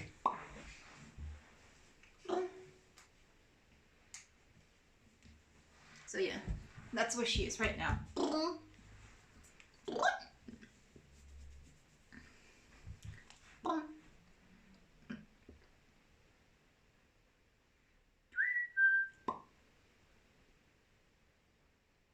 Geez, you have tiny hands. Yeah, I am aware. I'm okay with being small.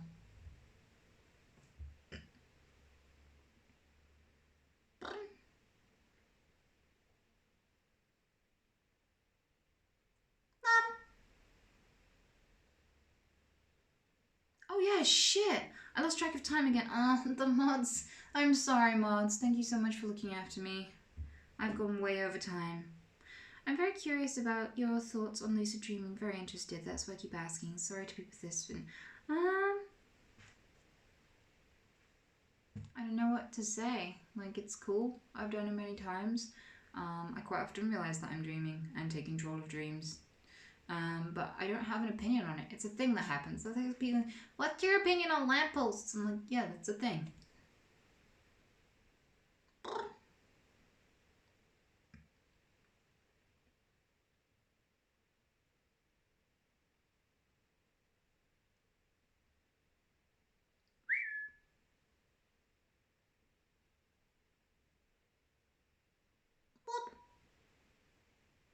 But yeah, if there are no more questions, it's been interesting talking to you about animals and stuff. It's been interesting talking to you about bodily functions and rabbits. Thank you so much for hanging out with me while I assembled this castle. I'm so happy with it. It's awesome as fuck. Like, this is my favourite thing. And Anya loves it too. She really loves it. She's immediately spent loads of time in it, so I know she really likes it. Beautiful. So thanks again for hanging out. Thanks again for sending in all of your support. You and your like and all of the bits. And I'm gonna stop talking before Terrence ruins that. Just appreciation stuff. You guys are amazing. And thanks for letting me pass along a little bit of happiness from you guys to the Bun Brum Burms. Yeah, I'm glad you guys hang out with me today. Hopefully one day we'll get to hang out with Peter and Anya at once. Wouldn't that be cool?